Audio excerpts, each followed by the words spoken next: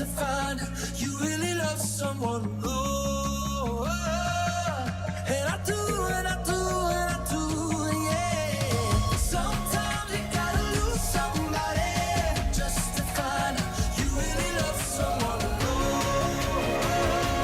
see me down at party. She just moved to LA. Fall so hard, motherfuckers wanna find me. First nigga gotta find me.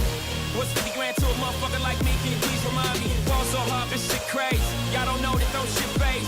Next could go 0 for 82 when I look at you like this shit crazy. Fall so hard, this shit weird. We ain't even supposed to be here. Fall so hard since we here. It's only right that we be fair. Psycho, I'm libo, go Michael. Take a pick, Jackson, Tyson, Jordan, Game 6.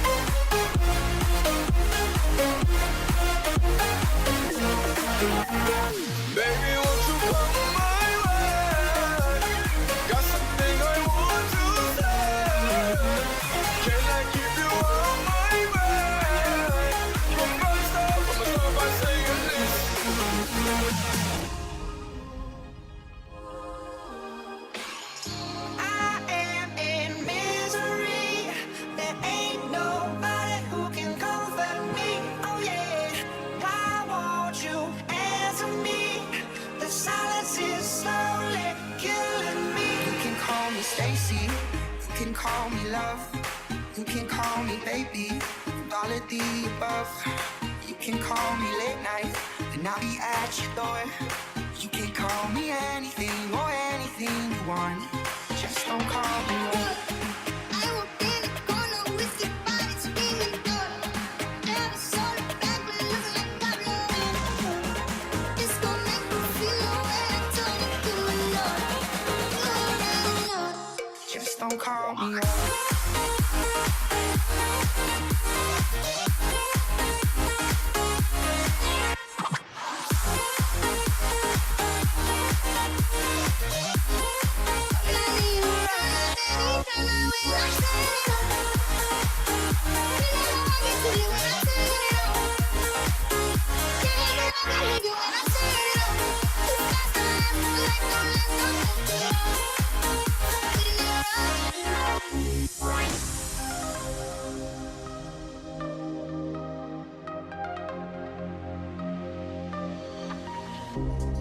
Riding my bike like I'm too young to try. Careless and free like it's 2005.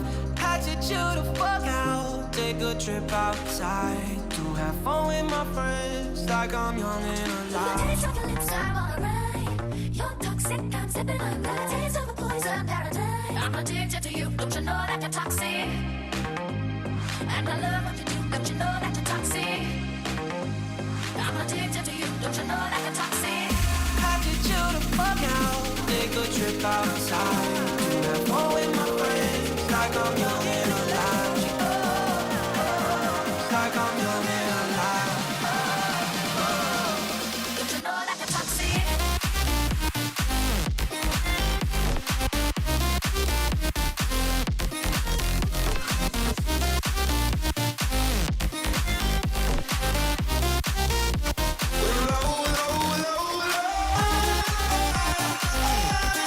Feel it from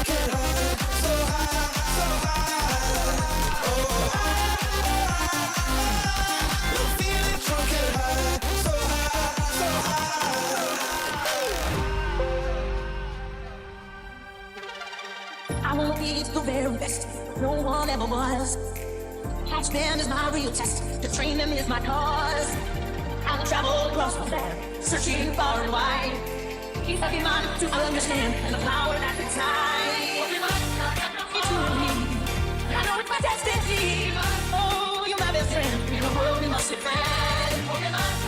I'm so true. I'm very from what that's true. You teach me and I'll teach you.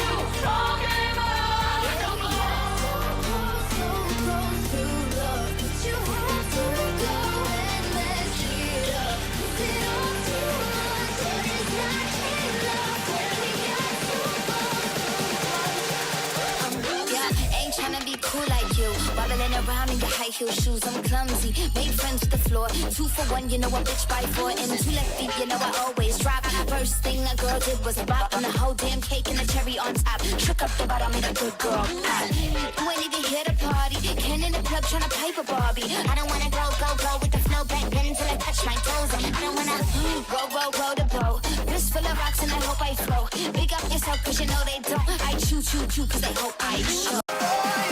Just let me adore you. Put it in reverse, Terry.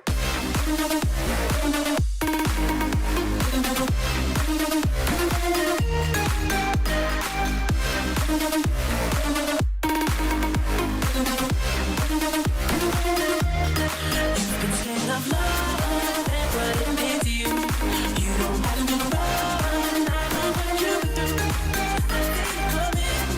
I feel it coming, babe. I feel it coming. It's the only thing I'll ever do.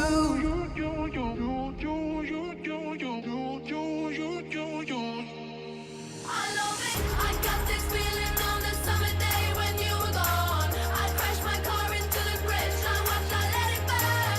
I threw your shit into a bag and pushed it down the stairs. I crashed my car into the bridge. I don't care.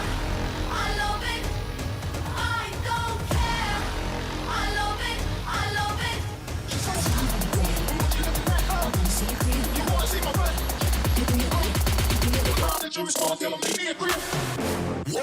What's poppin'? Brand new whip, just hopped in. I got options. I can pass that bitch like Stockton. Just joshin'.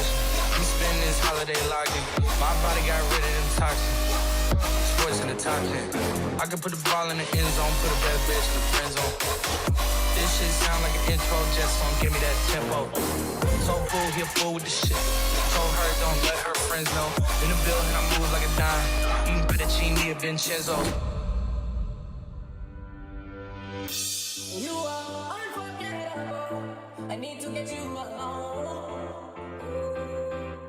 Why not? A fucking good time, never hurt nobody. I got a little drink, but it's not Bacardi. If you love me, girl, then so sorry. I gotta give it to you like me and I'm not. A list of mania.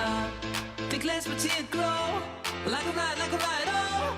Not easily offended. Know how to let it go. From a mess to the masses. A list of mania. Think less but tear grow. Like a ride, oh. Not easily offended. Know how to let it go. From a mess to the masses.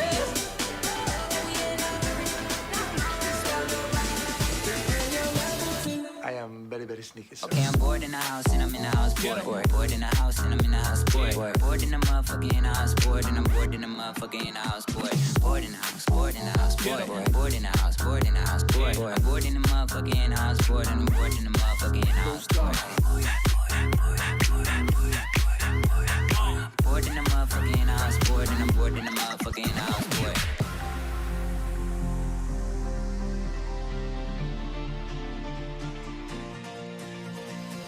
All the things that I used to say, all the words that got in the way, all the things that I used to know have gone out the window.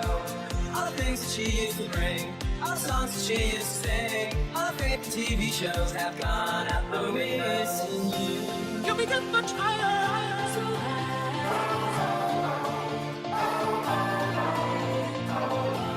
You'll be that much higher. So high.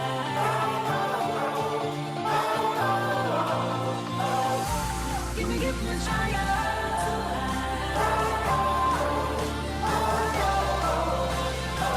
All the things that I used to say, all the words that got in the way, all the things that I used to know have gone window.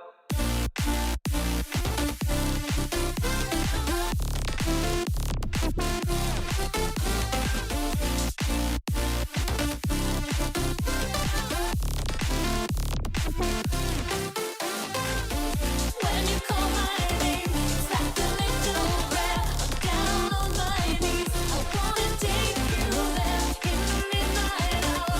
I can feel your power, just like a prayer. You know I'll take you there.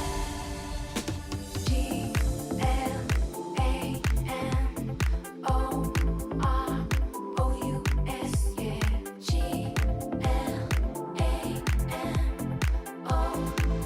Glamorous, yeah. Hey, we got a good thing. Don't know if I'ma see you again. But is that a good thing? Cause girl, I can't be your man. No man, I know it's on your brain. You probably hope it never win. Like, is it the real thing? Or is it just a one night stand? Well then, Glamorous, glamorous, glamorous, glamorous. Flousy, flousy.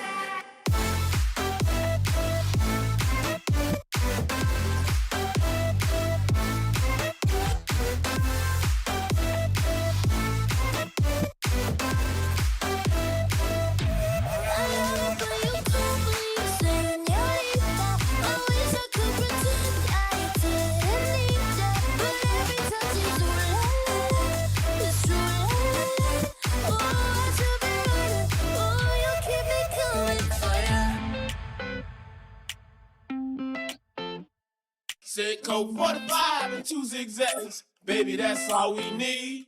We can go to the park after dark, smoke that tumbleweed. As the marijuana burn, we can take our turn singing them dirty rap songs. Stop and hit the ball like Cheech and Chong and sell tapes from here to Hong Kong. I don't want a Valentine, I just want Valentino. I just want that neck, I poke her face like a casino. Dito, no, I get it in like a free throw. Shorty wants some more, she think I seen her keep the leak. I don't want a Valentine, I just want Valentino. I just want that neck, I poke her face like a casino. Dito, no, I get it in like a free throw. I know someday it'll all turn around because all my life I've been waiting for, I've been praying for the people to say that we don't wanna fight no more. There'll be no more wars, and our children will play. One day, one day, one day, one day, one day. I'm out and all the time.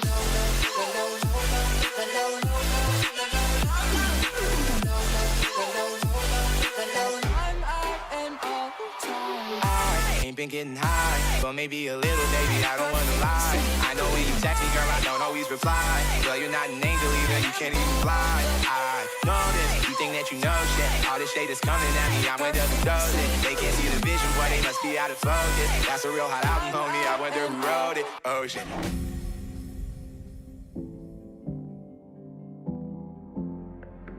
It's like I waited my whole life for this one night. It's gonna be me, you, and the dance floor. 'Cause we only got one night. Double your pleasure, double your fun, and dance forever, forever, forever, forever, forever,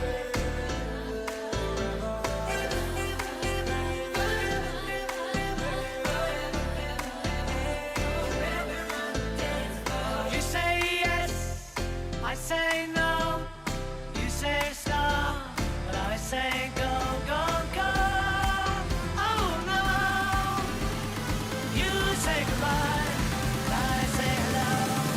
Like the view. You're my best view.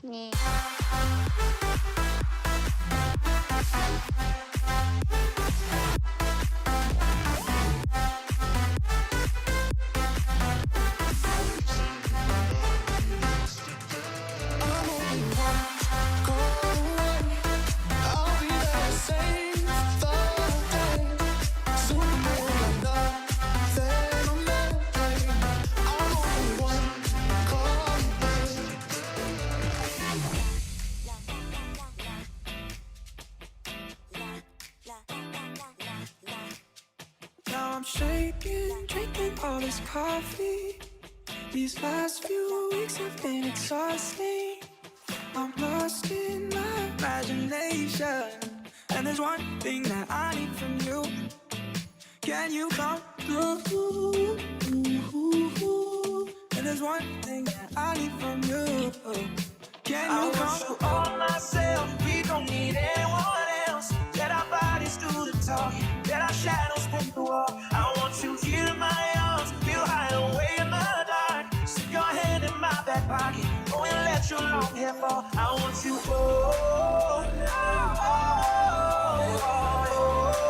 to myself, to myself. Can you come? And there's one thing I need from you. Can you come?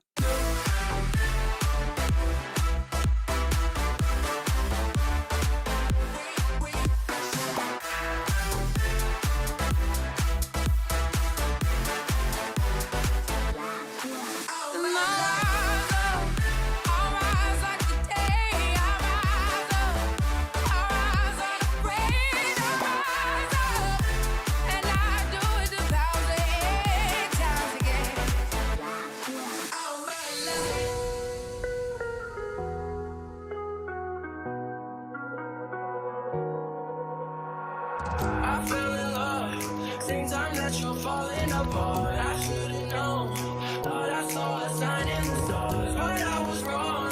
Fucking with you ain't last that long. Now you gone, now you gone, now you gone, girl. I chime in with a haven't you people ever heard of closing the goddamn door? No, it's much better to face these kinds of things with a sense of poison rationality. I chime in, haven't you people ever heard of closing the goddamn door? No, much better to face these kinds of things with a sense of poison rationality. I need your love, I need your touch, I need you right now, I need you right now.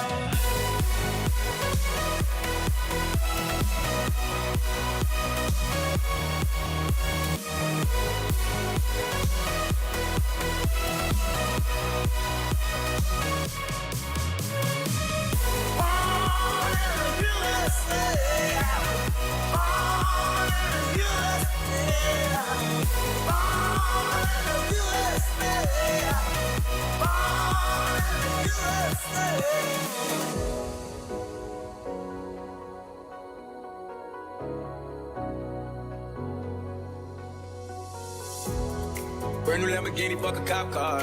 Pistol on my head like I'm a cop. You ever met a real nigga rock star? This ain't no guitar, bitch, this a clock. My God told me to promise you gon' squeeze me. Better let me go the day you need me. Put me on that nigga, get the bus. And if I ain't enough, go get the chop. I've been fucking hoes and popping pillies, man, I feel just like a rock star. All my brothers got that gas and they always be smoking like a rock star. Fucking with me, call up on no pussy and show up in them the shot toss. When my homies pull up on your blood, they make that thing go grata-ta-ta. They say, I just wanna be big rock stars and live in hilltop bosses, dropping 50 cars. The girls come easy and the drugs come cheap. Hey, hey, I wanna be a rock star.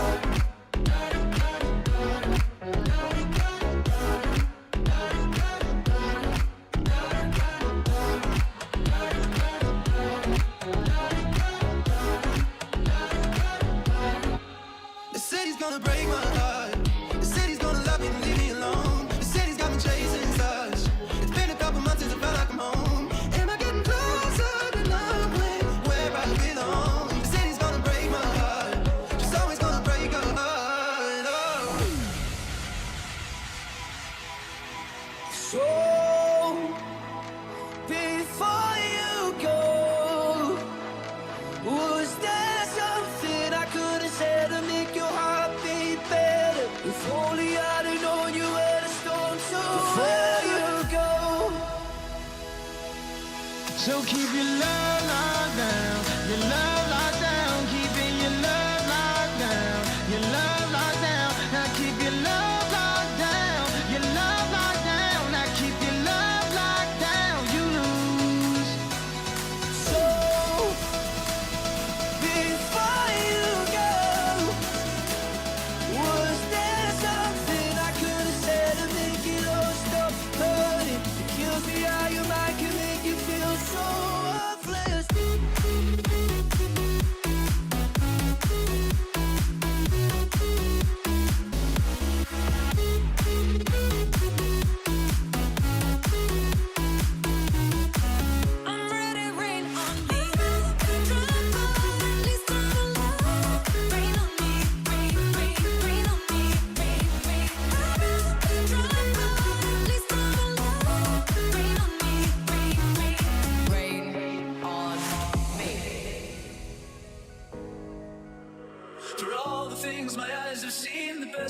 adore is you. If I could fly, then I would know what life looks like from up above and down below.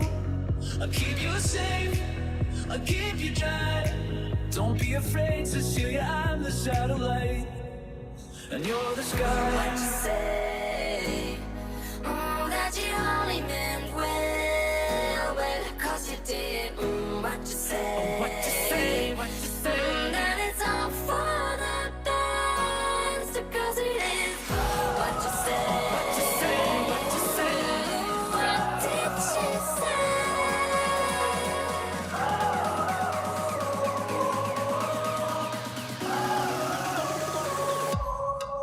And you're the sky.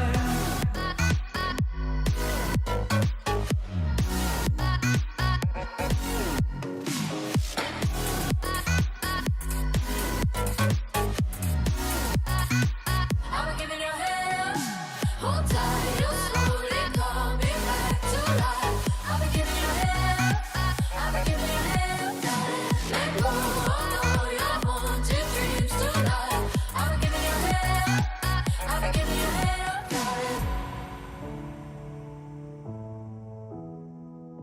All my life I've been good, but now I'm thinking, what the hell? All I want is to mess around, and I don't really care about if you love me, if you hate me, you can save me, baby, baby. All my life I've been good, but now, whoa, what the hell? No, it always seemed to go that you don't know what you got till it's gone. They pay paradise, put up a parking lot. Why not? They pay paradise, they put up a parking lot. Hey, hey, hey, pay paradise, put up a parking lot. Why you always in the mood? Look around like I'm brand new. I ain't gonna tell you what to do, but try to play cool. Baby, I ain't playing by your rules. Everything look better with a view. Why you always in the mood? Look around like I'm brand new. I ain't gonna tell you what to do, but try to play cool. Baby, I ain't playing by your rules. Everything look better with a view. Why you always in the mood?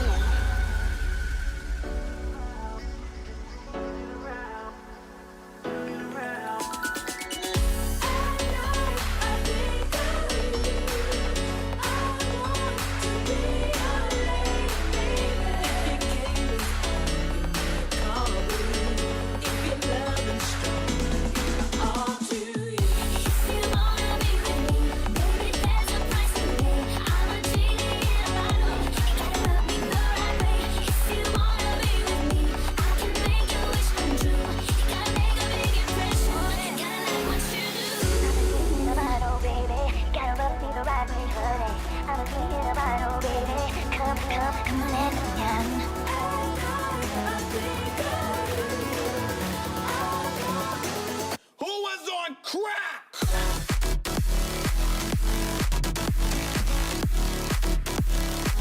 Cause I'll be with you all my life.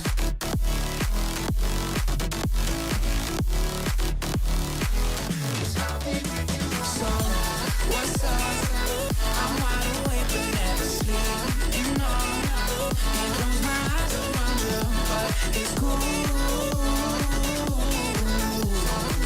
'Cause I've been at you. It's midnight and I'm wasted, so wasted, I'm wasted. I can't believe I'm calling you up again. I know I might be crazy, so crazy, I'm crazy. I can't believe I'm calling you just to say I'm not okay. Hold me close and I won't leave, 'cause it hurts when you hurt somebody. So much to say, but I don't sleep, and I hate that I let you stop me. I'm not okay. I just got you to say I'm not okay. I just got you to say I'm not okay. Thinking out loud, I could be broke and keep $1 million out of smile. LOL to the bank, checking my account. Bank tell a flirt after checking my account. Pretty ladies like, yeah, drop a butter on your pussy. Cut a buddies on the low, you ain't gotta tell your friend that I eat it in the morning. I'm not okay.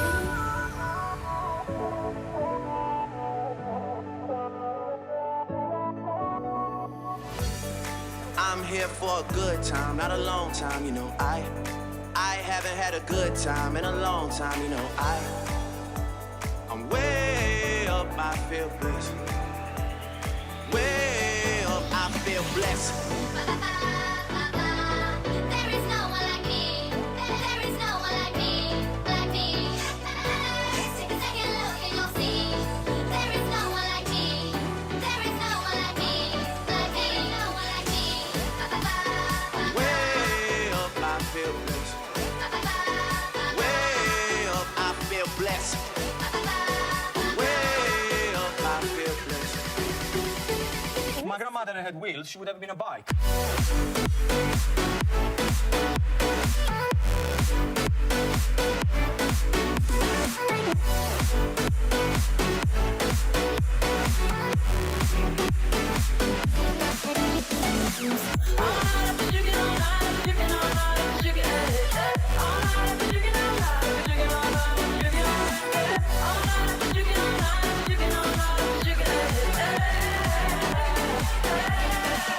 I feel blessed. Hate me, still trying to replace me. Chase me, tell me how you hate me. Race me, wish you never dated me. Lies, tell me lies, baby, tell me how you hate me. Take on me.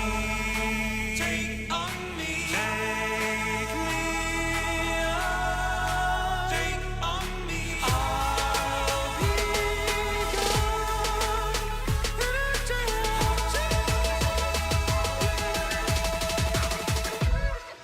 I'm putting on my shades, cover up my eyes.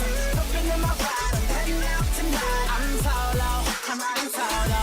I'm riding solo, I'm riding solo, solo. Living like a star, can't stop my shine. I'm flooded cloud nine, my head's in the sky. I'm solo, I'm riding solo. I'm riding solo, I'm riding solo, solo.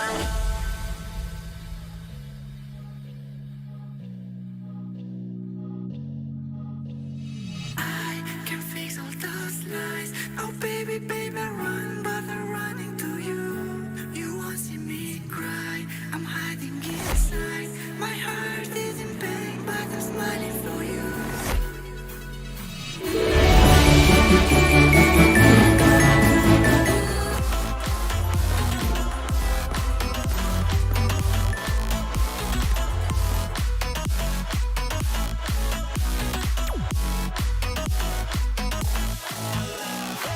Shout out to my ex, you really quite the man.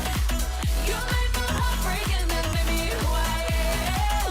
Here's to my ex, hey look at me now. Well, I'm all the way up, I swear you'll never say road.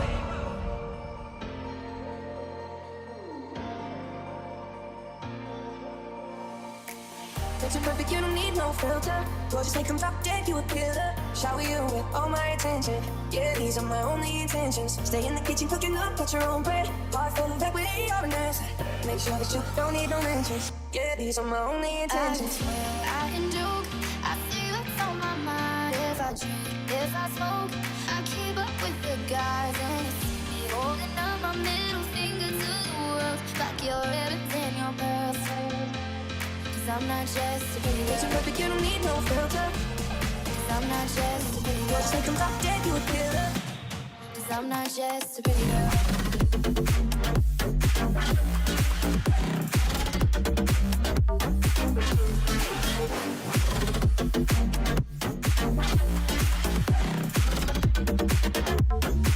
I live my day as if it was the last. Live my day as if it was the past. Doing it all night, all summer. Doing it the way I wanna. Now I'ma dance my heart out till the dawn. But I won't be done when morning comes. Doing it all night, all summer. Gonna spend it like no other. Yesterday, all my troubles seem so far away. Now it looks as though they're here to stay. Oh, I believe in yesterday. Nobody wanna see us together, but it don't matter, no. $679. Let's say $879. Here's the break. Let's get the $395. Hold it, hold it, Now Zach, again, hold it, hold it, hold it, hold it, hold it. Hey, get it! Get it! We're doing that thing all the way back! back on down. Let's take our money as we again take this profit. Currently on 4 contracts left. And again, we made $991 at this time, baby. Everything we did there was absolutely perfect. Does anyone have any questions on that? Is anyone confused on anything we did on that? Now I'm starting to put together a little bit of a game plan, and I'm starting to understand what I really want out of this stuff. $2,000 in profit for myself. We have the nice red candle. We're looking for the momentum to be able to take it on down with $399.74, baby. Here we go, baby. Oh! Well, now we're up $365. Let's just again take a little bit of gains right here. Boom, baby. Nice jobs right there on that trade. Up currently right now $760. Notice we have this little lower shadow. Now we're starting to bounce our way back on up. The first order getting filled. Currently filled right here. Jack, why was this falling at this area? Like, what did we see here? So let me actually break this on down and let's understand what was happening on this play. So,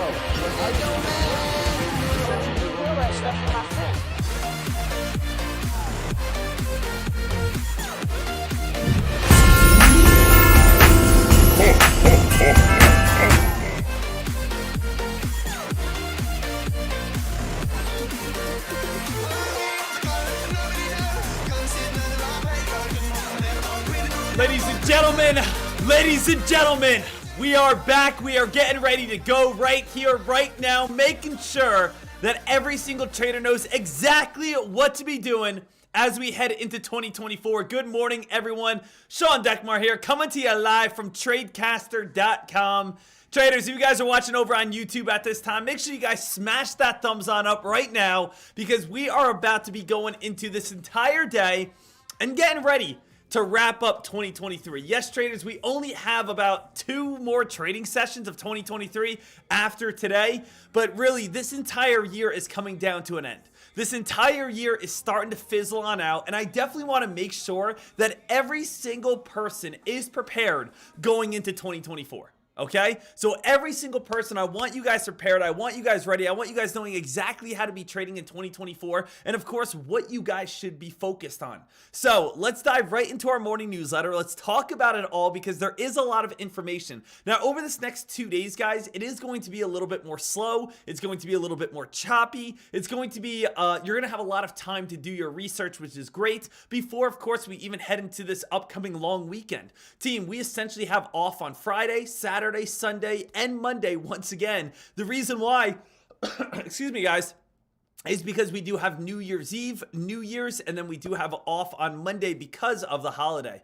All the action, all the momentum is going to start returning probably on Tuesday. Tuesday, Wednesday, Thursday, Friday, Tuesday, or Monday, Tuesday, Wednesday, Thursday, Friday, Monday, Tuesday, Wednesday, Thursday, Friday. January is always a very hot month where I am expecting a lot of volume, a lot of action, and a lot of activity. But don't try to force trades now when you have a holiday coming on up, you have a 3-day weekend coming on up, and we already know it's going to be slower over these next 2 to 3 days. Wait to go crazy next week. Okay, I don't think I'm asking too much out of you guys. Wait to go crazy until next week, and next week is when you guys can really hammer down and start seeing a lot of craziness. So, let's see what we have on this day. Starting on off, we're going to have striking distance. The S&P 500 is within striking distance of its all-time highs, gaining 0.4% on Tuesday to close the day at 4,774. At that mark, the index is less than 1% off of its record close of 4,796, set nearly 2 years ago in January of 2022. The S&P 500 is coming off 8 straight weeks of gains, its longest win streak since 2017. And even with the short trading week, broader market momentum should help lift index to new all-time highs. The Dow Jones Industrial Average and NASDAQ Composite are likewise on 8-week win streaks. So traders, let's just take a second here. Okay, let's take a second. We know that right now, the S&P 500 is currently up 24% on the year. That is one of the best years that we have had. It's in like the top 10 years since 1920. It is an amazing year to be able to have a 24% return on investment. That's pretty nuts. We're not only seeing the S&P 500 up near highs, we're seeing the Dow, we're seeing the NASDAQ. Everything is coming up to record highs. Now, what was able to help bring up these record highs so much this year? Well, we do know that the AI buzzword around Wall Street these days is artificial intelligence. That hype is translating into higher stock prices. At least there are a handful of companies. The biggest AI winner this year and the best stock investment this year was NVDA, up 237% this year, driven by demand of its processors designed to handle workloads needed to train run large language models. AMD, Arista Networks, and Cloudflare also surged up to 121%, 95%, and 89%, respectively, due to the excitement around the processing and data center capabilities of their positioning in the new AI wave. So traders, what I want you guys to know, and I've talked about this many times, is AI was the trend of 2024. Every year there is a new trend. Now, before I go any farther, please realize I like AI. I think AI is cool. I think AI is great. I am not bashing AI in any sort of way, but I'm going to let you guys know that when we take a look over on NVDA here, NVDA, the number one best investment of 2024, I think there is still a little bit more, juice left in this play. I definitely think NVDA could get up towards around that 540-ish mark, but eventually something will take its place. Every year we see new trends, right? We've talked about a lot of new trends before, right? We can go back over to this monthly chart and we can take a look at tons of new trends. What were some trends that we had? Well, we had trends such as Tesla. What was Tesla's trend? Oh, electric vehicles. We saw crazy spike, and then we did see, big dumps back on down.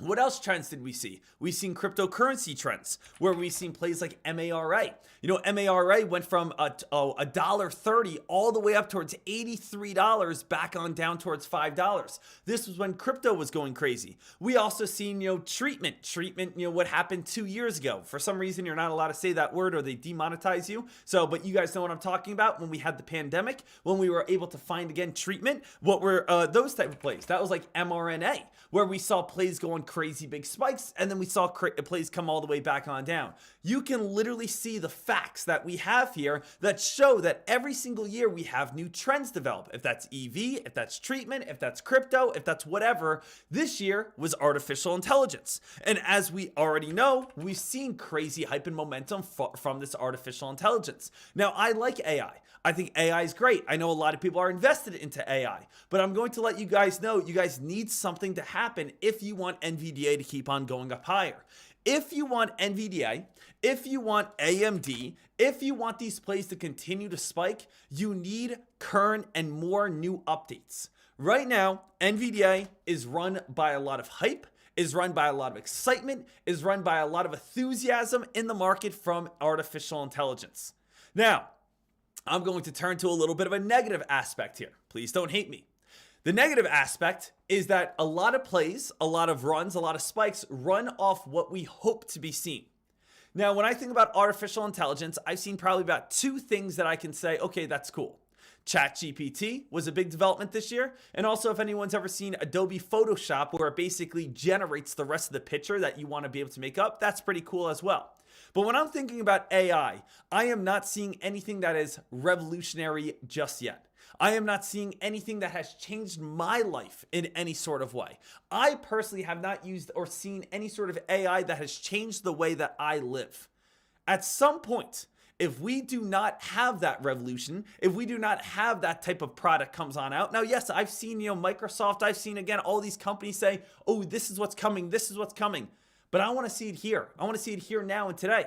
Because if you do not get any sort of revolutionary products pretty soon, that hype is going to slowly dwindle. And as the hype slowly dwindles, we start seeing things start falling and fading just like all the other, plays did. So NVDA, I like it. NVDA, I think you have room up to 540, 550. But you need more developments in 2024 or the trend's going to end and something else is going to take its place.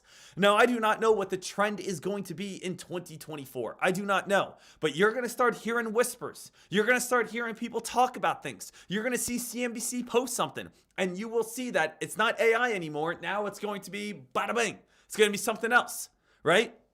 So we will start, always be aware of that. But AI has definitely been the hype of 2024. I'm sure there's going to be something else that is going to start gaining traction other than artificial intelligence. But traders, I see it every single year. I see it every single year where people say, oh, this is the next big thing. This is it. This is it. They buy, they buy, they buy, they buy. I say, hey, get ready. It's a new year. Get ready for the start of something. No, this is going up higher and higher and higher. It falls on down. They keep on holding. They could have made so much more money. I'm telling you right now, probably if I had to take a prediction, I'm going to say somewhere in January, somewhere in February is probably going to be the highs on NVDA before something else starts taking its place. I still like NVDA. I still think it's a great company. I still think it's absolutely awesome. I still think it's great in every way. But a lot of it is built up on momentum and hype. I still think there's another month or 2 months that still has available on this play on NVDA to climb, but just it needs more developments. It needs to keep the hype excited or the hype will fade. This is not me bashing it. This is me just telling you as an investor what happens. So you could take that how you want. Now, let's go ahead and let's think about some other plays here. Well, what do we have going on at this time? It says the S&P 500 are little changed as index futures are near all-time highs. It says stock futures were flat on Wednesday as traders kept an eye on the S&P 500's march toward record levels. The moves following a winning day on Wall Street to kick off the final trading week of 2023. The stock market was closed on Monday for Christmas and is closed on the upcoming Monday. These gains add to what has already been a strong year on the market. With only 3 sessions left in 2023, we are seeing the Dow up 13% and S&P 500 up 24%. The tech-heavy benchmark is on track for its biggest one-year gain since 2003 when it surged 50%. Stocks are in the thick of what is referred to as the Santa Claus rally, a period compromised on the 5 trading days ending the year of the first of the 2 new ones. The S&P 500 has risen 1.3% over this time on average, according to the data from 1950 to now. So traders, what we need to realize is obviously this market's been moving up strong. As you guys can see right here, 13% climb on the Dow, 24% climb on the S&P 500, and NASDAQ up 44%. That is absolutely nuts to think about. How high these markets are climbing, how high that this market has been moving on up. Now traders, we can take a look at this and we can now see we are on an 8-week winning streak. The S&P 500 has now won for 8 weeks in a row. Week 1, week 2, week 3, week 4, week 5, week 6, week 7, week 8, and now we are going on to week 9 right now. So we're going on week 9 at this moment. I think the longest, please correct me if I'm wrong, I believe the longest winning streak we've ever had was 11 weeks in a row. We are on week 9 right now. So you're telling me for about the past 100 years, since 1920, we are saying that the longest winning streak we have ever had on the weekly time frame is up towards around 11 weeks. And right now, we're at 9 weeks in a row. Right now, we are seeing that the S&P 500 is moving itself on up higher and higher and higher. Traders, I'm telling every single person, there will be a drop, there will be a pullback, there will be a nice, fade back on down, but I am not telling anyone to do puts yet. No one. Do not do a put. I was thinking puts in November, but after we started breaking upwards in December, I have gone calls for how long? The past 3 weeks now?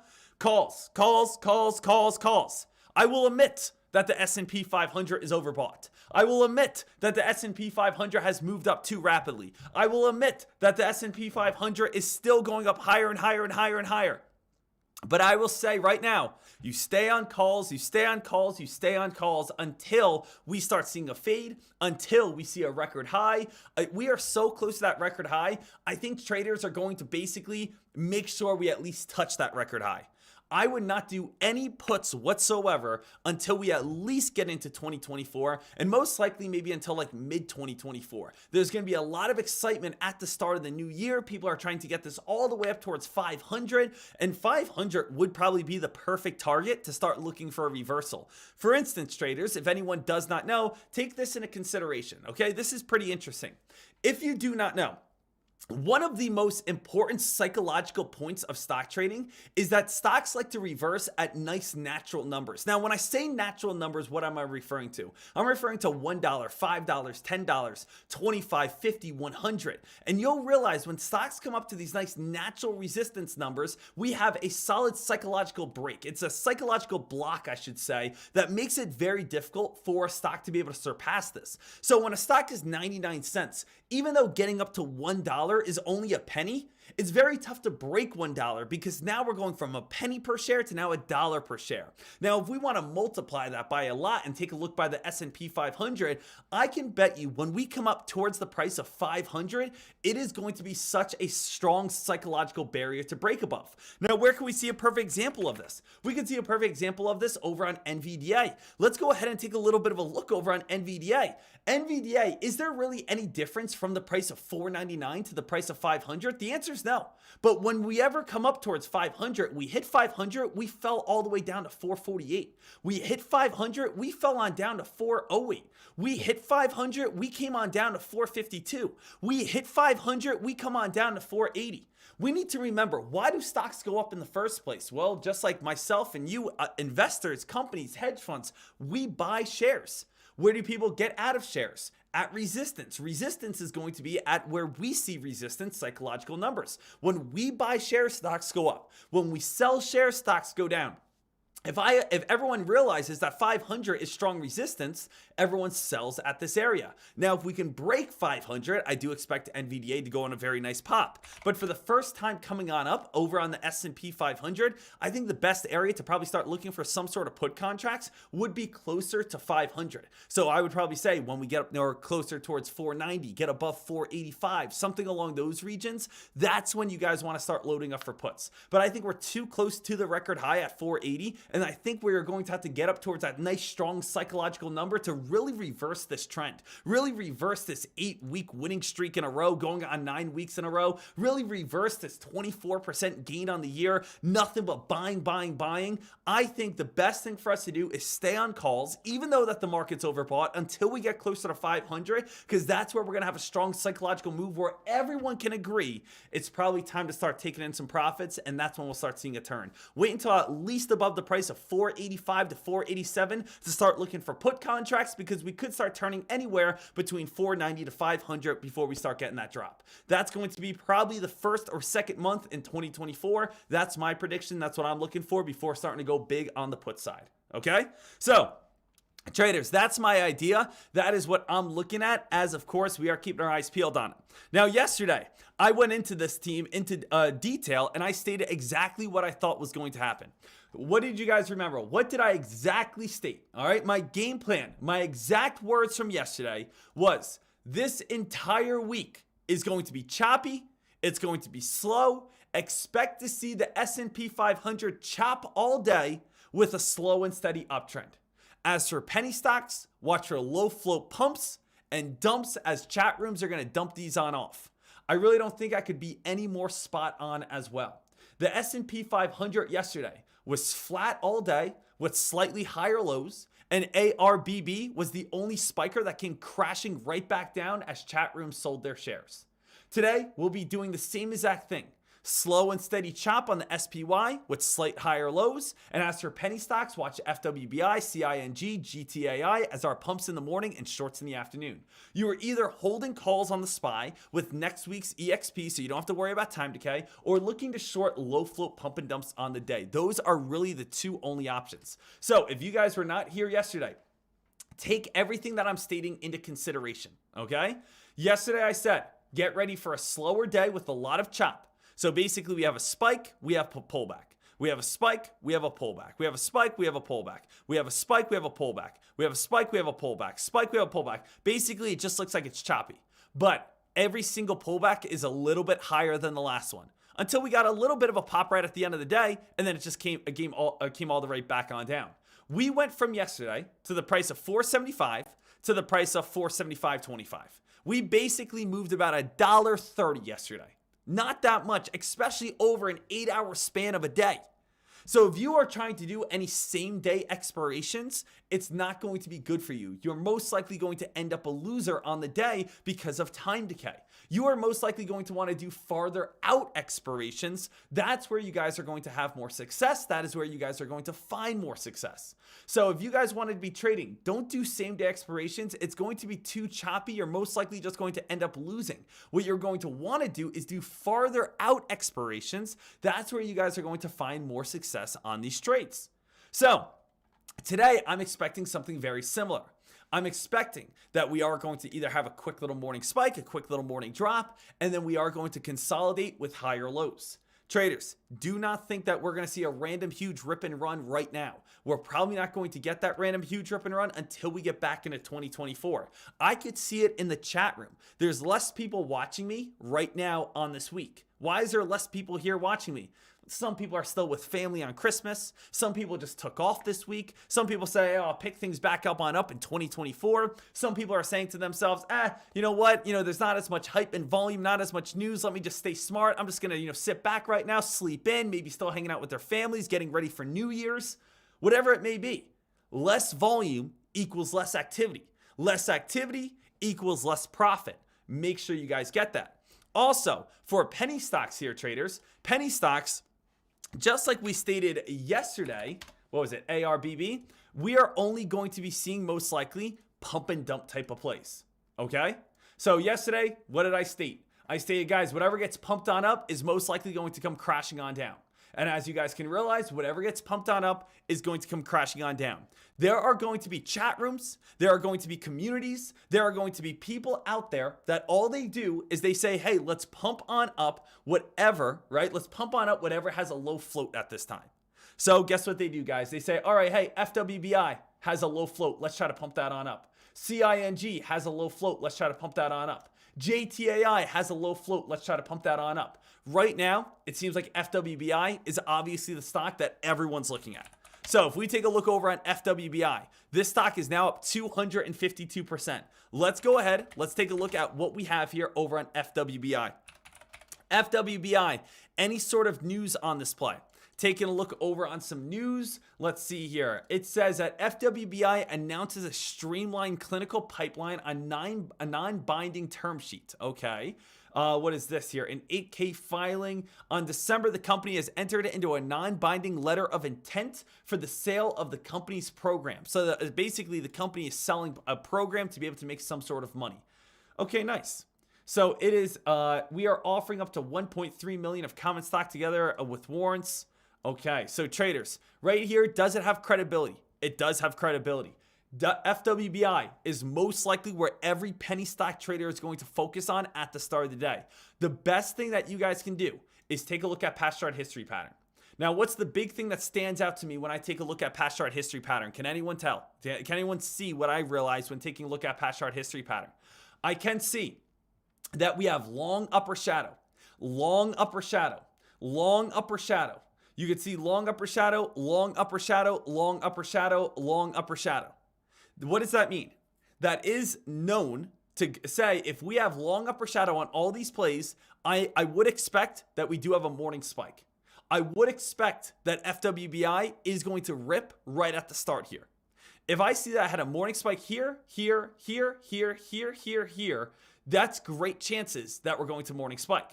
But what can you guys realize about these plays? You guys can realize after a big upper shadow, it's a huge red candle. This play is one huge upper shadow. This is one big upper shadow, then a massive red candle. This is basically just one huge upper shadow. What does that tell me? That tells me that it opened on up, spiked, and then crashed all the way back on down. It opened on up, spiked, and then crashed all the way back on down. It opened on up, spiked, and then crashed all the way back on down. So if you guys are saying to yourself, okay, Dek, the stock market's opening right now, I'm jumping on an FWBI, I like it on the long side. Just understand at some point, and most likely whenever this momentum dies on off, it's going to give everything on back. So we just spiked on up towards 1430 already over on FWBI. This is most likely going to be a play that's going to have all the hype, all the momentum, all the activity. But once it starts giving everything back, it is going to start crashing all the way back on down in a strong fashion and a quick note. All right.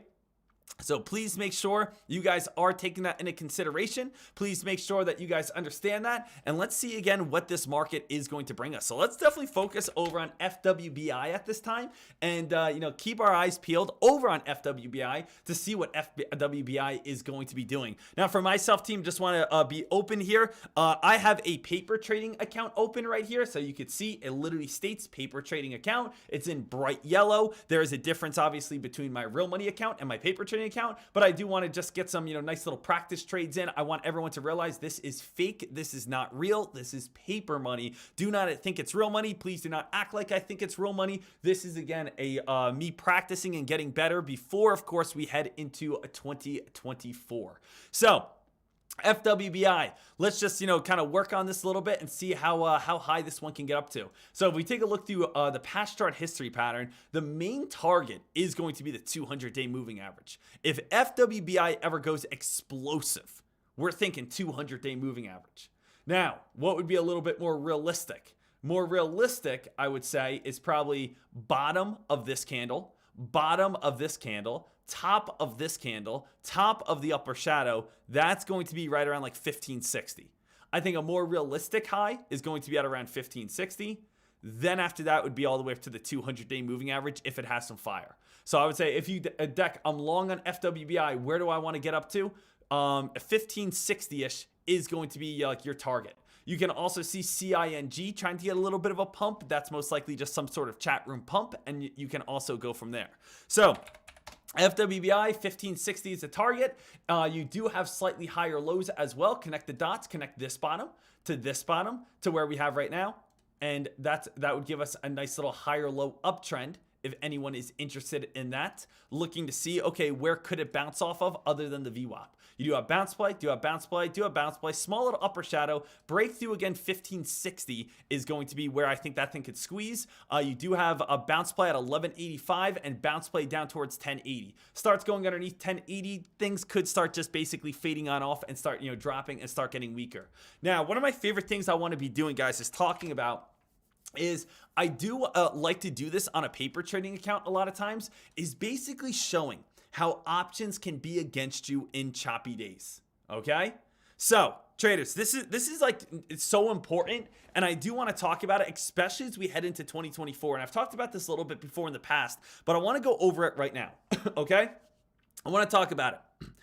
A lot of people don't believe me when I state this, but options are built for you to lose. Options are built to be able to take that money away from you.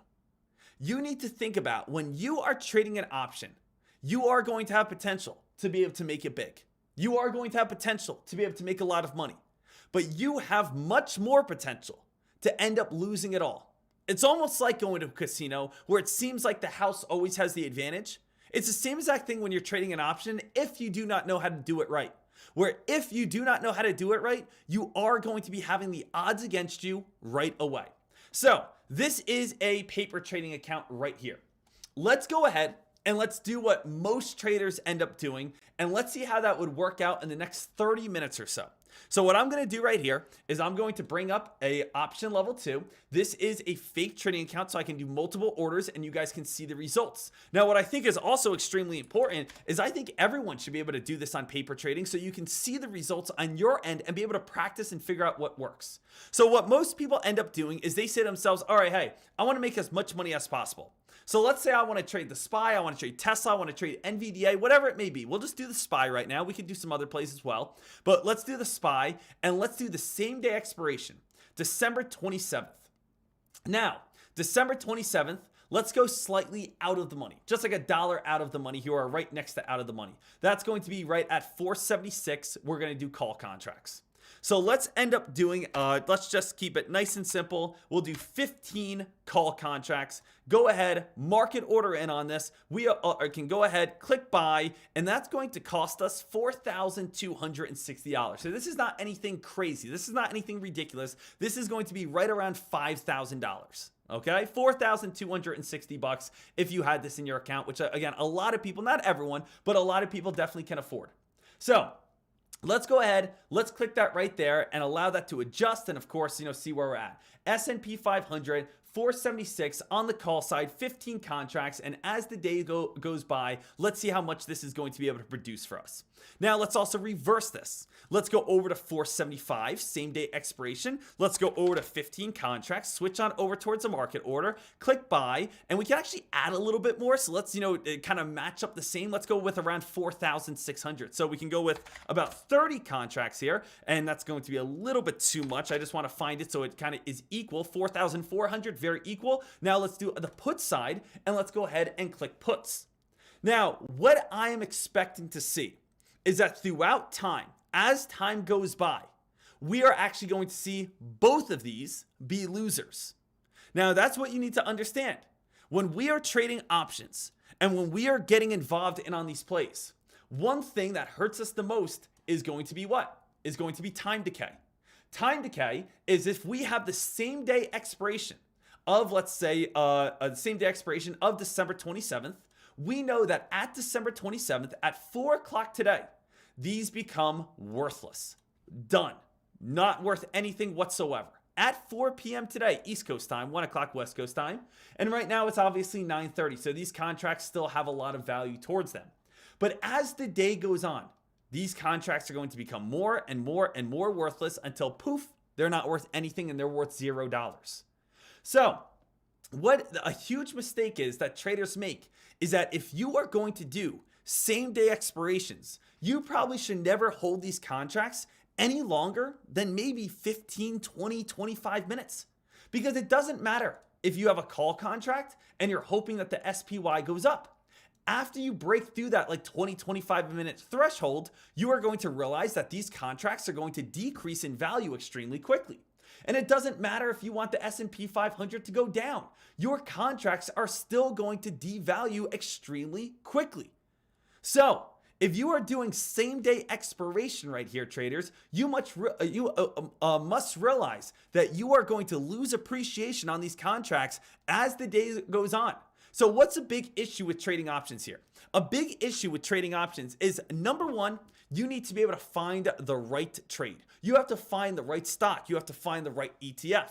What's another option here? Number two is not only do I need to find the right play, not only do I need to find the right ETF, the right stock, but I need to know the exact time on when to enter. So not only do I need to know the right play, but I need to know the exact time that we're going to have movement. Because if we don't have movement, well, then guess what, ladies and gentlemen? We are going to end up putting ourselves in a very bad position, and that's when we're going to end up probably losing the most amount of money. Now, not only do I need to find the right ETF, the right stock, not only do I need to know the right time that we're going to have volume and movement so we don't get caught up in time decay, but now I need to realize, is it going to go up or is it going to go down?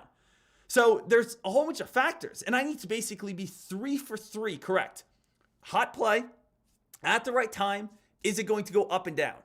Not only that, but if I am correct on, again, hot play, up and down, right ETF at the right time, I need to be willing to lock in profits, because if I don't lock in profits, guess what's going to happen? We're going to see things depreciate quickly. So now we basically have 4 things that we need to get correct. Time, up and down, direction, right stock, right ETF, and also be willing to lock in profits when we have them. So I know it started us off with kind of like a little bit of a gain right away. You know, that's kind of like a little paper tradey where it's like, you know, kind of start off with a win. We will still see this depreciate in value here pretty soon, because we really didn't, you know, get any sort of movement on the S&P 500 just yet above or get up towards around that 476 plus area, right? So we are still, you know, slightly out of the money, but that should still depreciate in time. So the thing is, traders, that's why trading options is so difficult. Now, what can we realize? Well, Dek, we can be able to fight this, can't we? Well, how can we fight this? How can we keep our contracts keep our contracts from not fading off so much? Well, we can help our contracts here by not fading off so much by raising up our expiration. But that really goes against it, because take a look. If I wanted to buy it right now, 25 contracts, it costs us $4,200. Okay, Dek, I don't want to have time decay. I don't want to have any sort of time decay. Let's move it out to January 10th. January 10th here now gives us a week, gives us 2 weeks, gives us time where our contracts are not going to just depreciate so quickly. But instead of $4,000, now our contracts cost $30,000.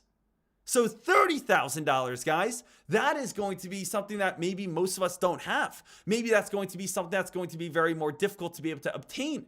So not only, you know, at this point do I need more money, it's just going to make it overall more difficult. So now I'm leaning towards a lot of time making that more risky trade. Now, a lot of times I'm leaning towards the fact of, okay, I'm going to jump in on a trade that, you know, I might end up losing, but guess what? I have to take that trade just because it's the only thing I have in my account.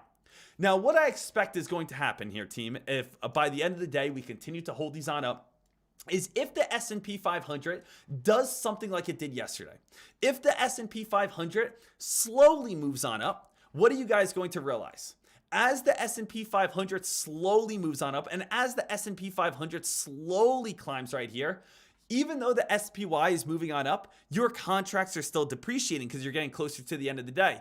And most likely what is going to happen is that both of these are going to be red. Both of these plays are going to be red. Both of these plays are going to be down big. So no matter if you went on the long side, no matter if you went on the short side or the call or put side, you would be a loser no matter which one you chose. That's one of the reasons why I do not like options. That's one of the reasons why I dislike options a lot. Where no matter which way I choose, if I hold my play too long and I don't have a big enough count, no matter if I say it's going to go up, no matter if I say it's going to go down, regardless, I'm going to be a loser on both. Now, take a look on that. Imagine if you guys sat down at a casino and it says, doesn't matter if you again hit or not on this, on this blackjack table, you're a loser no matter what. Doesn't matter what you do next, you're going to end up being a loser. Right? So that's one of those things that I want you guys to definitely realize when trading options. I know they're so appealing to a lot of traders, but if you do close expirations, and you do not have a hot ETF, and you do not have a hot stock or hot movement, and you do not get in at the right time, and you do not jump in where you can be able to be very profitable, you are most likely going to be seeing some very big losses very quickly. So I want you to take that into consideration while trading. So you either have to do larger expirations. Now let's go with the other side. Well, Dek, what about shares? Well, shares, guys, the greatest thing about shares is that no matter what on shares, they don't lose value. You can hold them forever and they're not going to lose value here. So that's what's so incredible. That's what's so awesome about them. So when you're saying, Dek, how did you make the most money you ever made in a year? Most money I ever made in 1 year was back in 2021, $552,000. I actually have everything over on my YouTube showing that, P&L statements, so you guys can go ahead and check those on out. Full video, full login, everything. Now, I did not do one option contract in 2021. Not one. Not one single option contract. So how were you able to win? The way I was able to win was by playing stocks just like FWBI.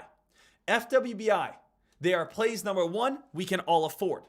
We can all afford plays like FWBI because they're not $300 to $400 to $500. They're $10. They're $5. They're $2. We can all afford them. Number two, when we do shorts instead of contracts, there's no expiration. So since there's no expiration, I can keep on holding them as long as I want. And as we know, as I've talked about many times, is that these low float pump and dump plays, they're all garbage. Every single play is garbage when we're talking about stocks that are underneath $5, $10. A stock that shoots up 250% is usually 99% of the time not anything from the actual company. It's from social media today. Social media where someone goes on Twitter and says, hey, everyone go look at FWBI. They came out with a press release and they have a large following. And everyone buys it because that guy says it. And then other people start posting it and other people start posting it and other people start posting it and other people start posting it.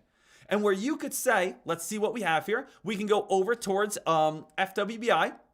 And FWBI, if we wanted to, let's just say with $4,000 or the $5,000 that we had, we can get about 1,500 shares over on this play. Let's again just market order in on a short here and let's go sell over on FWBI. And let's just see how much money we could possibly be able to make over on FWBI.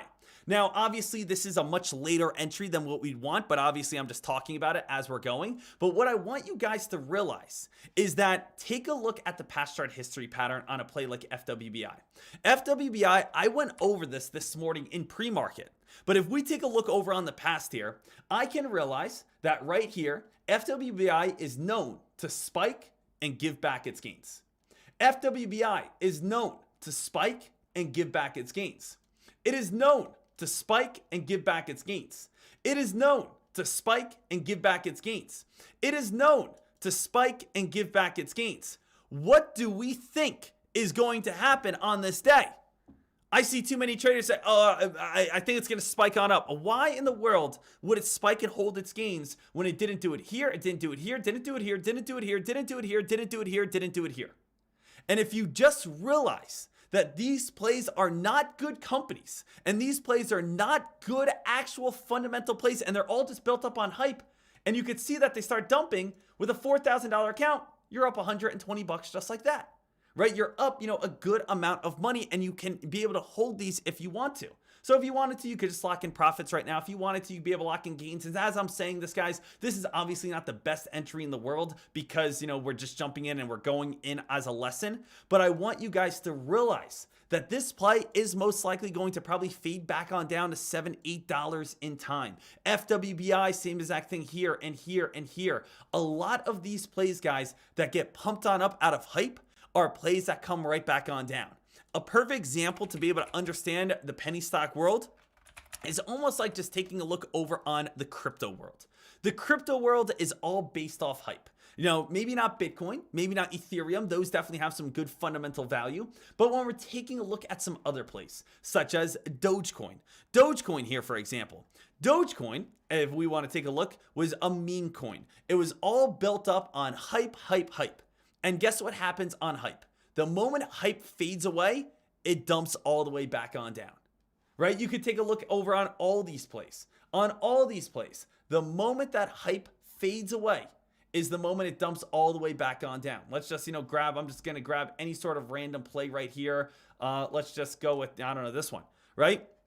Let's just go to the all category. And as you guys can see, whenever we have hype, when the hype fades on down, they usually end up fading all the way back on down here, team. What was the most recent kind of penny stock or most recent one? Pepe, right?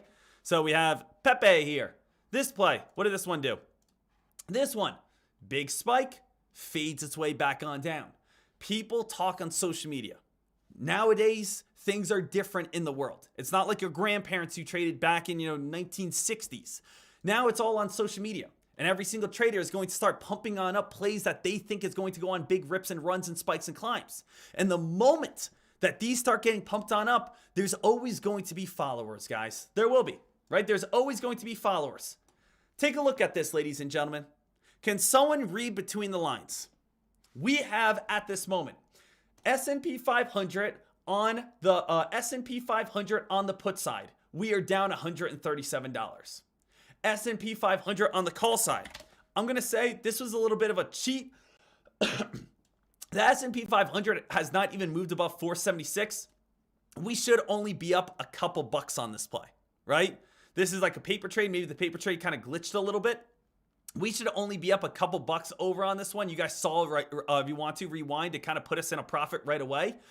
Take a look at what we're up with the same amount of money. Ladies and gentlemen, this was a $4,600 investment or $4,200 investment. This was about a $4,600 investment. And this right here is going to be right around what? About a $5,000 investment. So that is absolutely great to be able to see, or absolutely awesome to be able to realize on these plays and be able to get a ton of profit. Look at that. $1,200 over on this. Traders, to be able to realize what? That the majority of the stock market is going to be based off hype. We wake up every single day. Let's just take a look at this. Take a look at how we could be able to make money. And the thing is, the reason why I'm telling you guys this right now is because I don't hold anything back.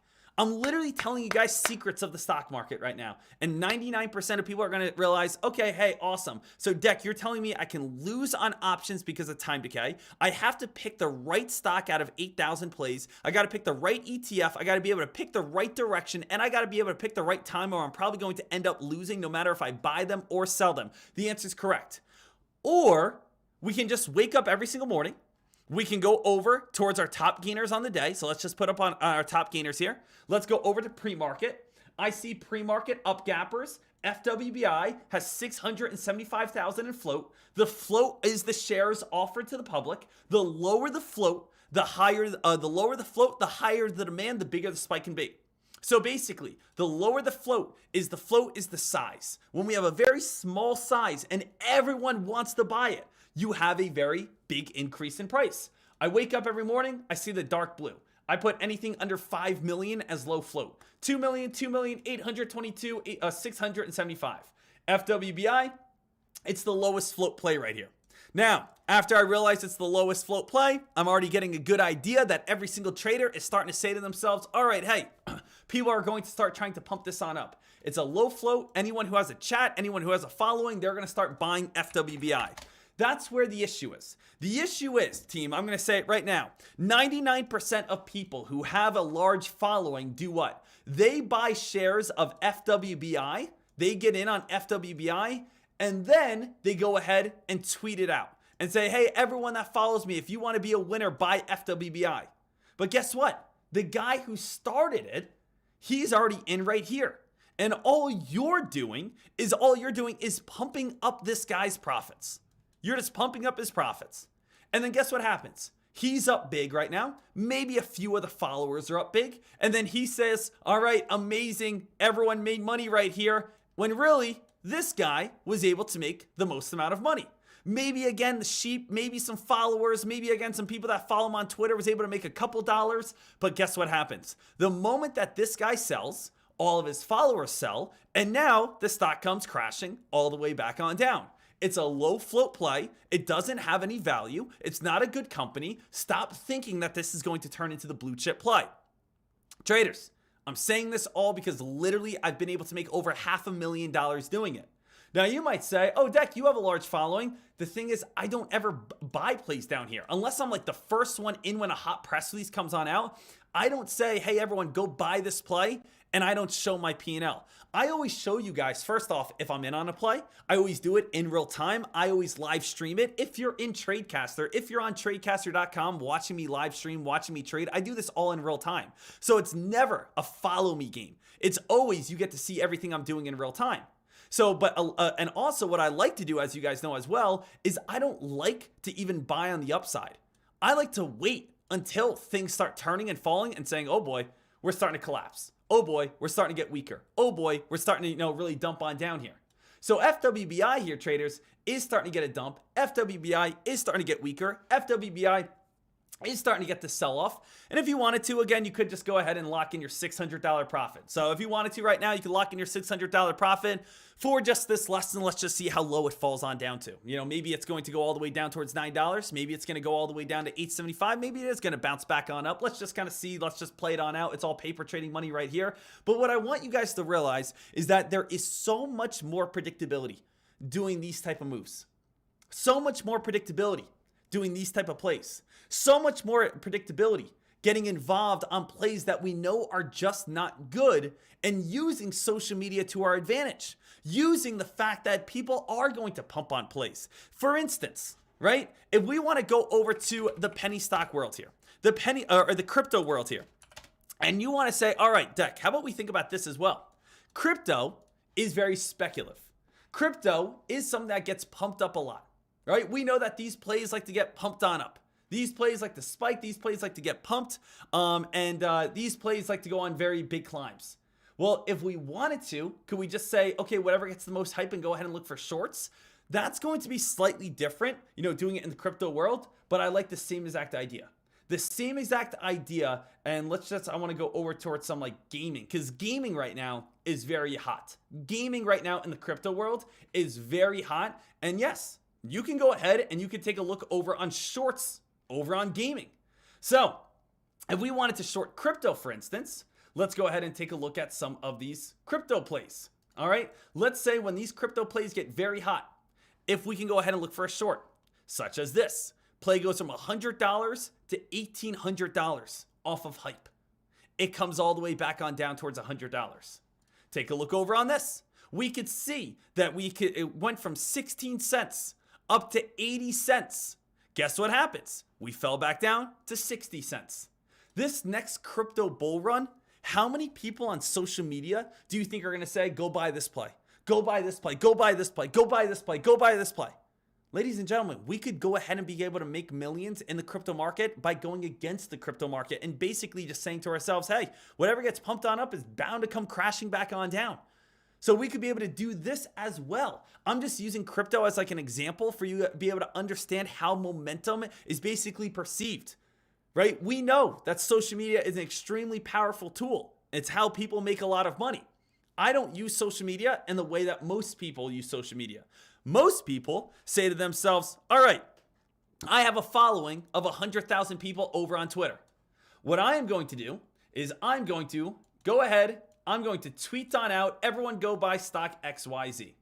I have 100,000 people who follow me. If I jump in on XYZ and now I tell all of these guys down here to go ahead and buy XYZ, then they are going to buy XYZ because they listen and they like what I say, and they are going to pump up my profits. And once they pump up my profits, I'm going to be happy. It makes me look good. It gives me a correct win. And now again, I can go ahead and sell it. As you guys know, I don't do any of that. What I do is I search for everyone that is doing this. And then all I do is I hang out. I sit back in the shadows like Batman, and I'm just hanging out, waiting and waiting and waiting until everyone starts panicking and this guy says, I am out. And the moment that that guy says he is out, that's where you and I jump in, because we know that this thing is about to come crashing all the way back on down. And it comes coming all the way back on down, all the way back on down, all the way back on down. Same exact thing as we could see over on FWBI here today, where basically we have everyone saying buy, buy, buy, buy, buy FWBI, and we can go ahead and see this thing come crashing all the way back on down. And we can see that momentum shifting is basically a great way to be able to make money. Not by deceiving people, but obviously we know that people out there are going to be deceived. People out there are going to be following people that are not credible. And basically you are going to be able to sit back and realize that every single one of these pumps are going to start coming back on down. So for instance, how do I figure this out then, Dek? Just head on over to Twitter. Head on over to Twitter and you guys can see, what do we have here? Type in FWBI. And you can see all these people with larger followings, 7,000 followers, 227,000 followers, Parabolic Scans, 4,000 followers. This guy right here, only 3,000 followers. But you can see a lot of these people do have big followers. We have 213,000 followers. People are talking about FWBI. People are talking about FWBI. People are talking about FWBI, FWBI, FWBI. People are talking about FWBI. How many people do you think actually study and follow the stock market? How many people do you think just wake up every single day and say, ooh, let me go ahead and see what this girl's saying. Ooh, FWBI, ooh, that's the best one. I want to go ahead and get involved in FWBI now. So now it's getting pumped up on nothing but hype, nothing on momentum. And the moment it starts turning, it just leads to all panicking. And now we are about to be up 1,500. Now we're up 1,800. Now we're about to be up 2,000. And now we're up 2,100. Now again, it's crashing on down even more. So now we're just making more money. And now it's like the infinite money glitch. Okay? That's all it is. So traders, ladies and gentlemen, I want to make sure that you guys understand this. I want to make sure you guys realize what I am going to be doing in 2024. 2024, you are probably not going to find me trading options too much. In 2024, you have to be correct in so much, most likely in option trading. It's going to be very difficult to be able to come out on top. It's going to be very hard to be able to come out on top, to be able to nail every single one of these moves. And just to give you guys a little bit more credibility, here's again that video that I want to talk about back in right here, so that you guys can be able to see this. And let's just play about 30 seconds of this video right here for this moment. Statements a little bit more. And let's check out our year-to-date P&L. As you guys can see, I don't hide anything. You know why? Because I have nothing to hide. Everything that I do is 100% credible, and I always live stream every single trade in real time. Every single trade is called out. Every single trade is alerted, and I always back up my reasoning, credibility. If that's a hot press release, a pattern. But let's see, February, $104,000. March, $135,000. Now, as we move over to April, you can see I had my first red month. Now, even though it's a red month and no one's excited to have a red month, I'm actually very proud of this red month. And the reason why is, look how small I kept it. I have a $23,000 win, $104,000, $135,000, and then only a $2,000 loss. If I have to take a loss, I want it to be very small where I'm almost just breaking even and trying to get back to the green. Shortly after this April month, I was right back to where I was. 61,000, 6,000, 121,000, 21,000, 36,000, 36,000, 19,000. So you guys could see, and all that came from doing exactly this. Doing exactly this right here. Doing exactly this right here, traders. Exactly as we're calling out at this moment. So, FWBI, let's see how much lower this thing is going to be able to fall on down towards. But one thing that I'm really looking forward to in 2024 is not just doing this that we're talking about right now over on FWBI, but I do plan on doing, the first thing is, doing this over on crypto. Traders, I think every single person can agree with me that 98% of crypto is garbage. 98% is technology we will never use. 98% is probably rug pulls, probably scams, probably not legit in any sort of way. Do I think Bitcoin is legit? Yes. Do I think Ethereum has use? Yes. Do I think maybe the top 10, top 50 cryptocurrencies could be able to put into use in some way? Yes. But I think everything else is probably going to end up coming crashing all the way back on down. And I think we could be able to do exactly this on a monster scale in the crypto world on the next bull run. And as we know, this bull run is already starting to get hot.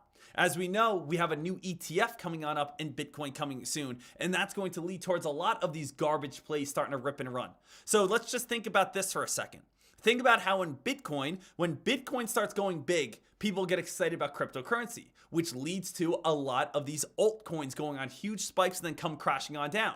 Same exact thing with the S&P 500. When the S&P 500 starts spiking very big, guess what everyone starts doing? Everyone starts saying to themselves, oh, the SPY is going great, let me start investing. And then they have a lot of money, and then they start getting more into speculative little trades like FWBI, trying to get rich when you can really just short it on down. I will say this, and I'm going to say this again. I will say this throughout this entire lesson. This is a much better way to make money. Short these plays. And the comments below are going to be, I can't find shorts on this. Comments are going to be below saying, I like options better. People are just going to ignore it and start trading options. Traders, you can go ahead and you can get a brokerage which is going to allow you to short on every single one of these plays. Every single one. You'll be able to go ahead and short FWBI. Okay? So, how can we be able to do it? Now, ladies and gentlemen, if you are using a broker such as like Robinhood or some random broker that you found on the App Store, it's probably not going to be, working for you in any sort of way. All right? It's probably not. But I want you guys to realize that you can go ahead and get premium brokers. So premium broker is like Lightspeed. Lightspeed is what I use. All right, little heads on up. I'm bringing this up right now. It's perfect timing. Lightspeed is actually having a 2024 Happy New Year sale at this moment, and they are giving away 4 months of access. So take advantage of the sale New Year 24, and you guys are going to be able to get 4 free months of Lightspeed and 4 free months of TrendSpider. So this is the broker that I use to get shorts on everything. It's the broker that I use to be able to get shorts on all my plays. So for anyone saying, oh, I don't have shorts on TD Ameritrade. TD Ameritrade is awful with shorts. Oh, Dek, I don't have shorts with E-Trade. E-Trade is just awful with shorts. You have to use a brokerage that's designed for shorting, such as Lightspeed. So if you guys have not, again, checked this on out, I will drop a link for you guys so that you guys are all set, ready to rock and roll. Check the description below so that you guys have this Lightspeed brokerage so that you guys are all ready to go.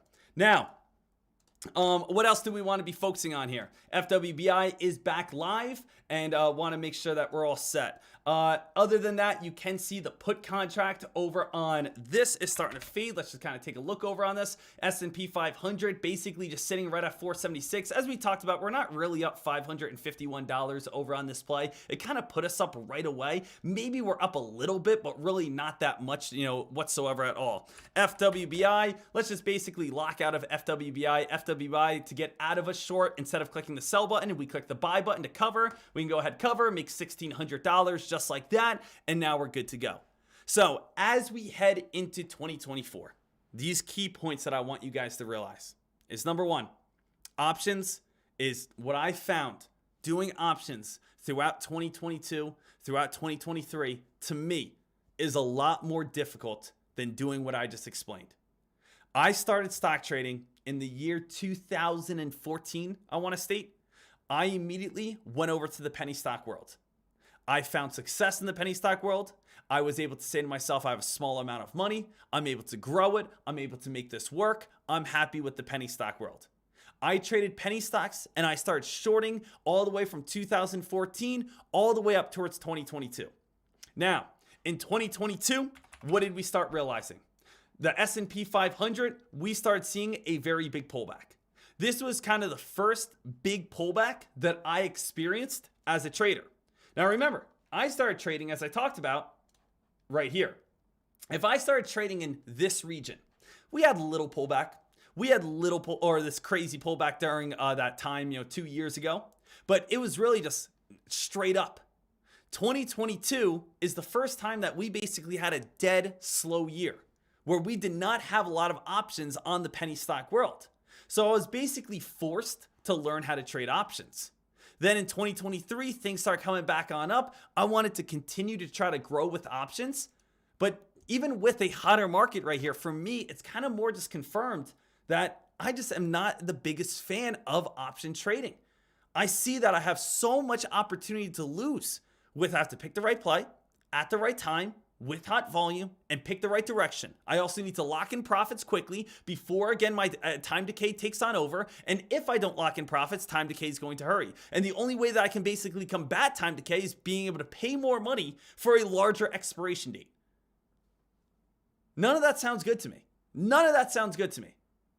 When instead, if I know that the market's moving on up and things are getting hot, I can wake up every day, know that people on Twitter are going to be pumping up low float plays to their followers, and just wait for that drop back on down and wait for that play to start fading and falling. What was the one on Friday? The one on Friday we alerted to everyone was ARBB, where we could say to ourselves, all right, ARBB, guys, everyone, this is the play that's getting spiked on up. ARBB pops, people start alerting on Twitter, everyone starts jumping in on it. ARBB spikes right underneath $5, and ARBB starts fading and falling and dropping and fading and falling, and it goes all the way from $5 back on down towards $2.19. Traders, this is how you want to make money into the market. It's better, it's simpler, you have a better chance of success, you just need the right broker. As long as you use the right broker, you'll be all set, ready to go. Now, something that I definitely want to do in 2024, which I have not done, but something I'm very excited for, is do this, but on a more crazy scale, as of course, this Bitcoin rally is starting to begin. As crypto starts getting bigger and bigger and bigger, we know just as the SPY moves on up, people go into more speculative investments. As Bitcoin starts moving on up, we're going to start seeing these altcoins and meme coins start moving. Every single time they start spiking and moving and ripping and running, get ready. As once again, Bitcoin starts turning and starts dropping, we know that these are going to be some amazing shorting opportunities coming on up. You can definitely look for the upside coming on up here soon because we're still very, very early into the bull run. But I do think as altcoins start going crazy, usually they last a little bit longer though. Just a little heads on up. Do your research. That could be something that we do in an upcoming lesson. But a lot of these like altcoins don't just spike in the morning and then crash. They usually last though like a month, 2 months, then dump on down. So it is slightly different, but something in 2024 I'm going to be looking to do is doing the same exact thing, looking to see who's pumping these altcoins, see who's pumping these meme coins, and going to be doing it on a much bigger level, looking to short these crypto plays that we know that are not good and everyone's just trying to make a quick bag off of. So look at what we have right here, traders. Minus 187 or minus 212 loss. We have a $500 win, which is not really a $500 win. Scroll on back to the video. Basically, we should slightly be in the red. I think the paper trade messed up here slightly. And then we also do have a $1,600 win from just doing something where we said to ourselves, hey, let's lock in profits when we have them. Let's take our gains. And it's absolutely awesome to be able to see just that. Hey, 2024, huge year ahead. I'm live every single day over on tradecaster.com. Make sure you guys are here. Link in the description below. And let's get ready to crush it, guys. It's going to be a huge time ahead. Woo! Man, nice little lesson right there, guys. Who enjoyed that? Can we get a good old Dekmar trades? Over in the chat room. Can we get a nice little Dekmar trades over in the chat, baby? Getting ourselves ready to rock. And I really wanted to break that on down. I really wanted to talk about this. I really wanted to make sure that everyone is understanding, what I am going to be doing in 2024. I'm just giving the layout to you guys right here. I'm giving you guys the layout at this moment. I mean, I really can't be any more clear, I'm thinking, I'm telling you exactly what I'm going to do. I'm giving you basically the introduction of the secret sauce. Patchzel, what do you do if you're not eligible to do shorting? I mean, as long as you use Lightspeed, you're all set, ready to go.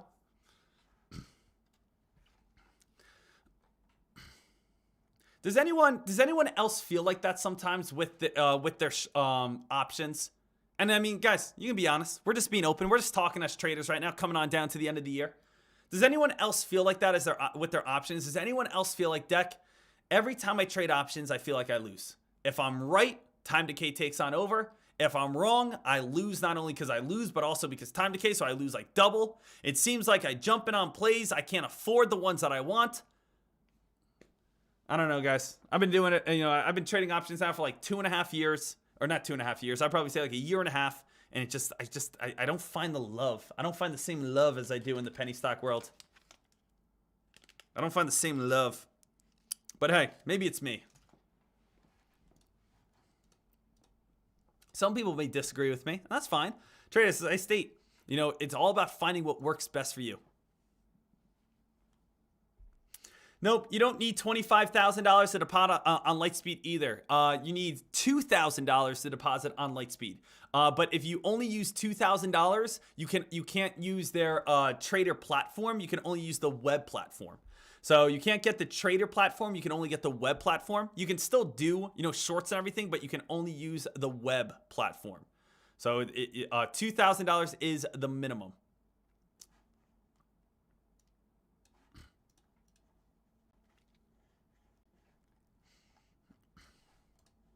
A lot we had to talk about there. FWBI. Good job for anyone who did lay out a little short over on FWBI. Take profits when you have them. Good job. Good work, everyone, right there. Want to make sure that we're all set here. 10-12 in the market at this moment. If anyone does have any questions, comments, or concerns, please let me know. Happy to help.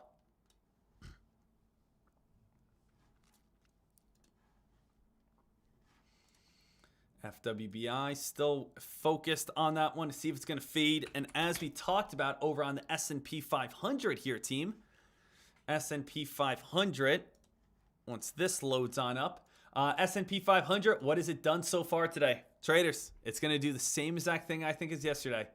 Quick little pop, nice little consolidation, maybe a little drop, build a higher low, quick little pop on up. I'm expecting the same exact thing we saw as yesterday. I'm expecting that when I, zoom in on this play, it looks just like this. But when I zoom out at the end of the day, I see a small uptrend. So almost the same exact thing as yesterday. Let's take a look at yesterday, guys. Scroll on back here. Take a look. When I'm taking a look over on the S&P 500, it just looks like a whole bunch of consolidation, doesn't it? But if I take a step back and go to like a 3-minute time frame from yesterday, you do have what? You do have a slow, steady, choppy uptrend. So that is trying to hold up its gains the best it can. That is trying to do the best it can. That's trying to hold on up. That's, we are waiting, we are watching, seeing if this is going to be able to get any sort of momentum towards that upside. So I'm thinking the same exact idea, same exact play here. And now, yeah, I know for a fact that this paper trading is not working here because it still says you're up 341 bucks. So that's not correct. So that call contract's not correct. The put contract, though, is correct. Guys, look at the SPY right now. SPY, 1014. Look at the SPY. Guys, SPY right now. Look at the SPY. I'm sure you're going to see a little dip buy right back on up, though. I think it's going to be chop, which is what? Drop on down, pop on up. Don't be a person that sees it dropping and jumps in on puts. I would say drop on down, watch for it to pop on up, watch for it to drop on down. Look at the SPY right here, team. Quick little reversal, quick little drop.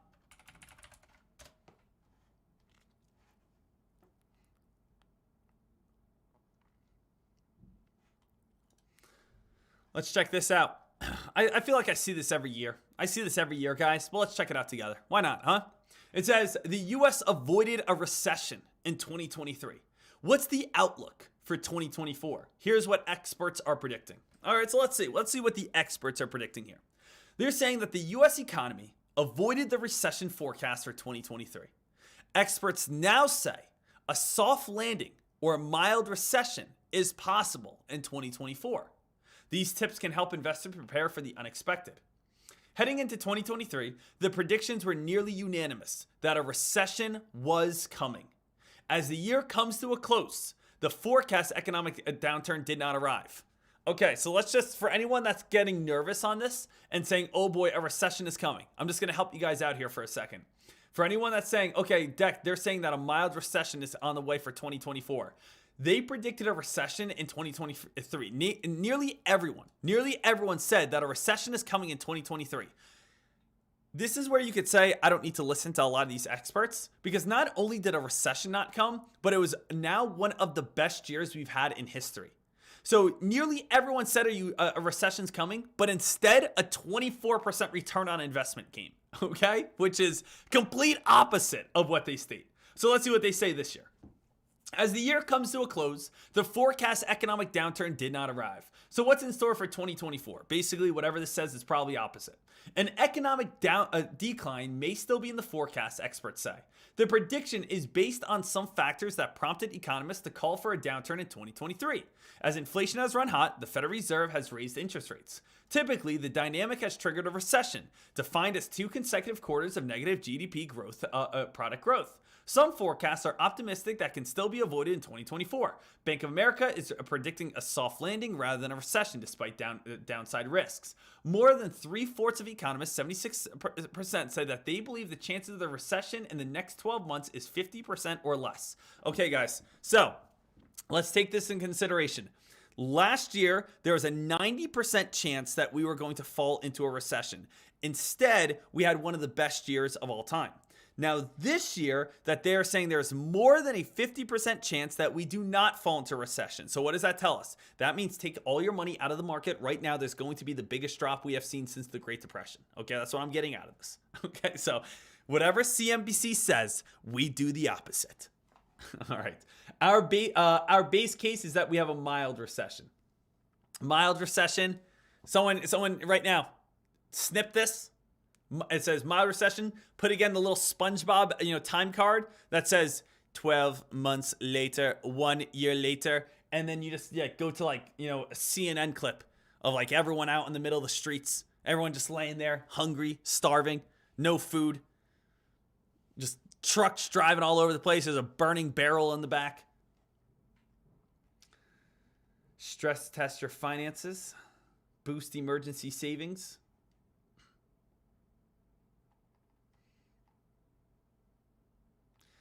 I'll be honest, guys. I don't know if these tips are very helpful. Number 1, reduce your debt.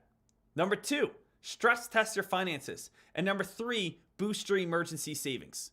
So right now, basically, they are saying to help you guys out in a recession is just pay off all your debt right now. Go ahead, guys. Just pay off all your debt. It's no big deal. Nice and simple and easy. I mean, you guys should be doing that in the first place. Just pay off all your debt. Decca, I don't have money to pay off my debt. Well, again, that's no worries. If you don't have any money to pay off your debt, just add more money to your savings account. Where the heck am I supposed to get this money from? All right, so it's just boost your savings, pay off your debt. Hey, why don't we just pay off our mortgage when we have? Let's just go ahead and pay off our credit cards. Let's just gain $20 million in our bank account. Hey, it'll help us out with the recession. Thanks a lot, CNBC. Great article you wrote here today. Laura Kanash, your pastry last name. Thanks for the article today. Appreciate the help to all the traders here that need you.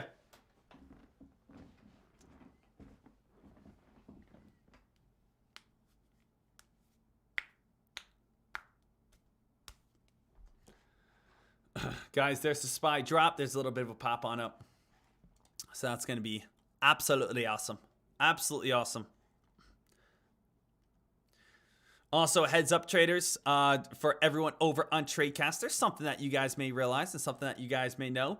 It'll probably be working starting tomorrow, but I'll let you guys know, is we did add a brand new, where the Webinito used to be, it is now called Flow. So I'm not streaming on Flow at this moment, but that is toggable, if that is a word, where you can either watch on YouTube or you can watch it on Flow over on TradeCaster. So that is the new live stream that we have added, YouTube and Flow, so that you guys can watch either or if you guys are a TradeCaster member, where you guys, whichever gets better connection, whichever one you guys like more. I'm not streaming on Flow at this moment, so nothing's going to pop on up, but that is something that we're integrating at this time as well.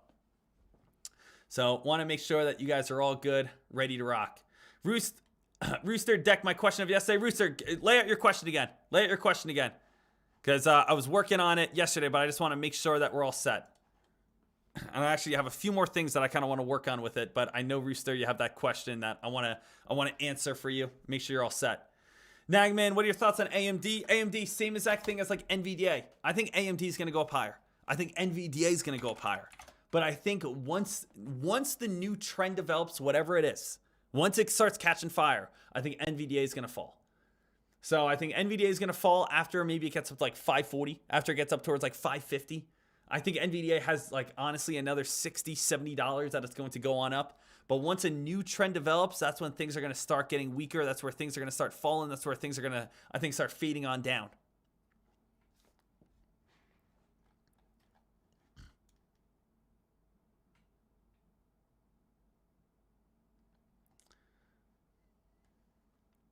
So make sure that every single person is all good, all set.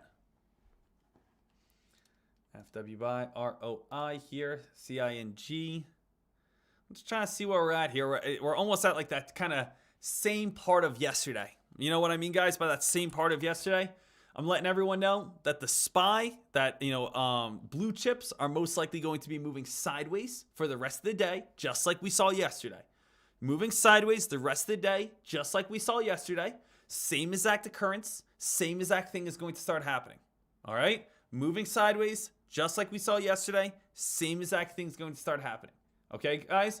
Also, what I want every single person to realize is penny stocks, such as FWBI, this is obviously dumping on down. Most likely anything that gets pumped on up that's in a dark blue right here is, if it does not have any good credible news, there's a great chance it's going to come dumping on down.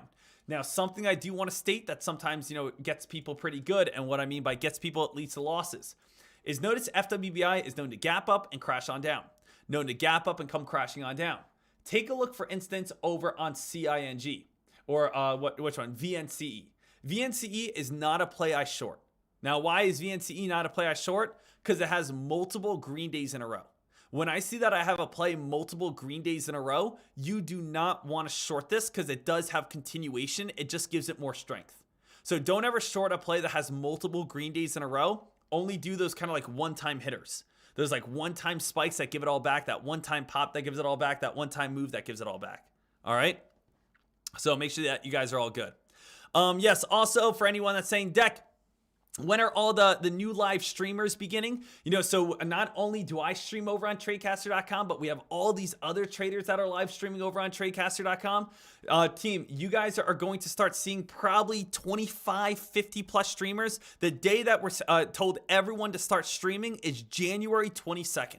So the day that everyone is going to start streaming is January 22nd. I'm basically helping out streamers and making sure that they're getting their chat rooms all set up before January 22nd. But January 22nd is basically when Tradecaster is going to be popping on off, when we're going to have, 25, 30, 40, 50 streamers, and you guys can be able to jump in and watch your favorite streamers every day. If that's myself, if that's Kush, if that's AK, Active, Futures, if that's Mamba, if that's J Trades, if that's Yeah Buddy. So it's going to be an absolutely amazing community where you guys can be able to watch myself and watch all of your favorite live streamers every single day. That's all included in your membership, and there's no extra charge. You guys are going to have the only community ever that you guys are going to be able to watch all these people live stream, all these people be able to give you guys content and be able to help you guys become educational, be able to entertain you, and also be able to help you grow in the stock market. So that is what's so great, so awesome, so exciting to be able to see Tradecaster grow and be able to see, of course, you as members be able to get more value every single day.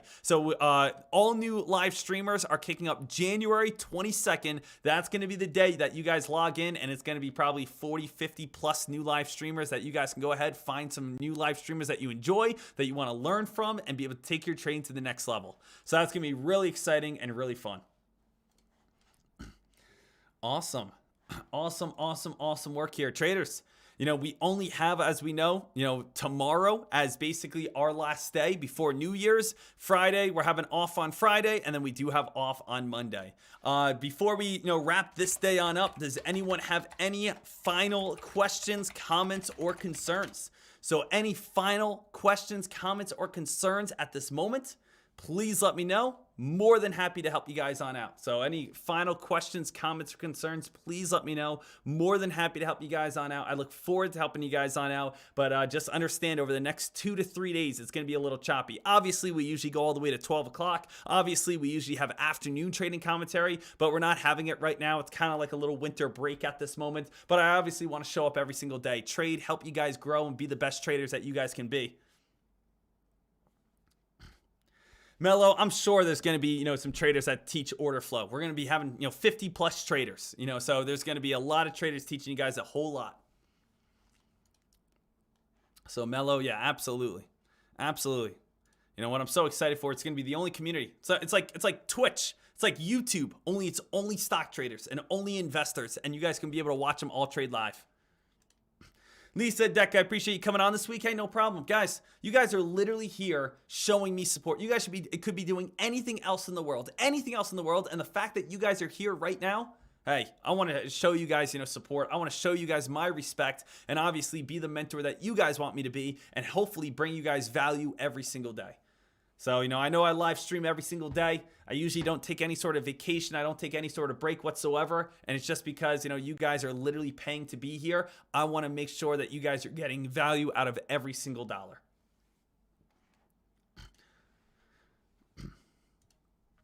Rooster, Deck, what about my question from yesterday? I'm still working on that lesson. Rooster, I'm still working on it. I just want to answer it fully and kind of give a 30-minute presentation on it. But Rooster, rewrite your question so everyone else can think about it as well.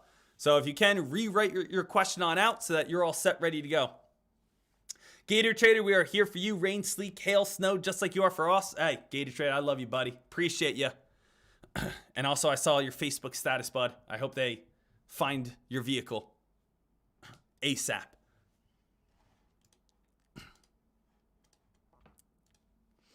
Or maybe we can get you one. How about that, bud? Let's get you a new Charger. Let's get you a little Challenger.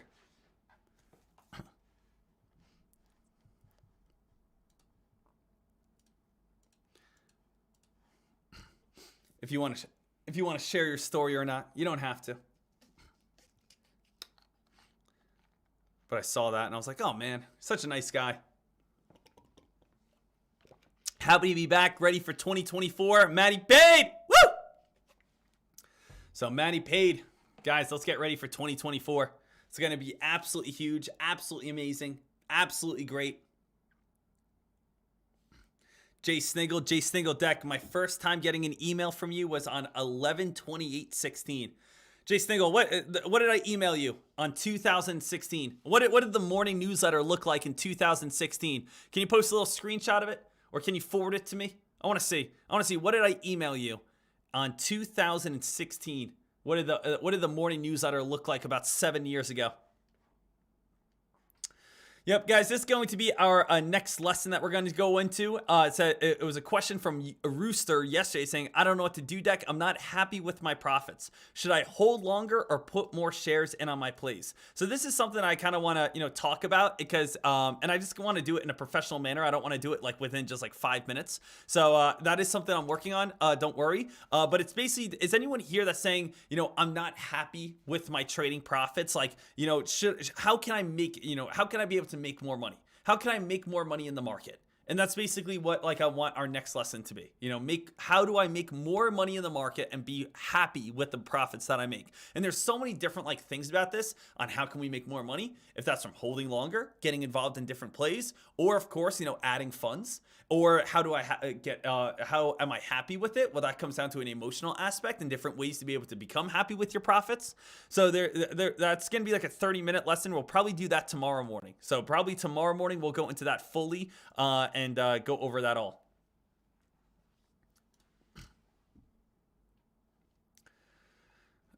$2024 year of the dragon, baby. All about the money. Woo! Let's do it. Let's do it, guys. I'm excited. I'm excited for penny stocks. I'm excited for shorting. I'm excited for all of this. Excited for a lot of this, guys. It's going to be so much fun. Going to be so awesome all around.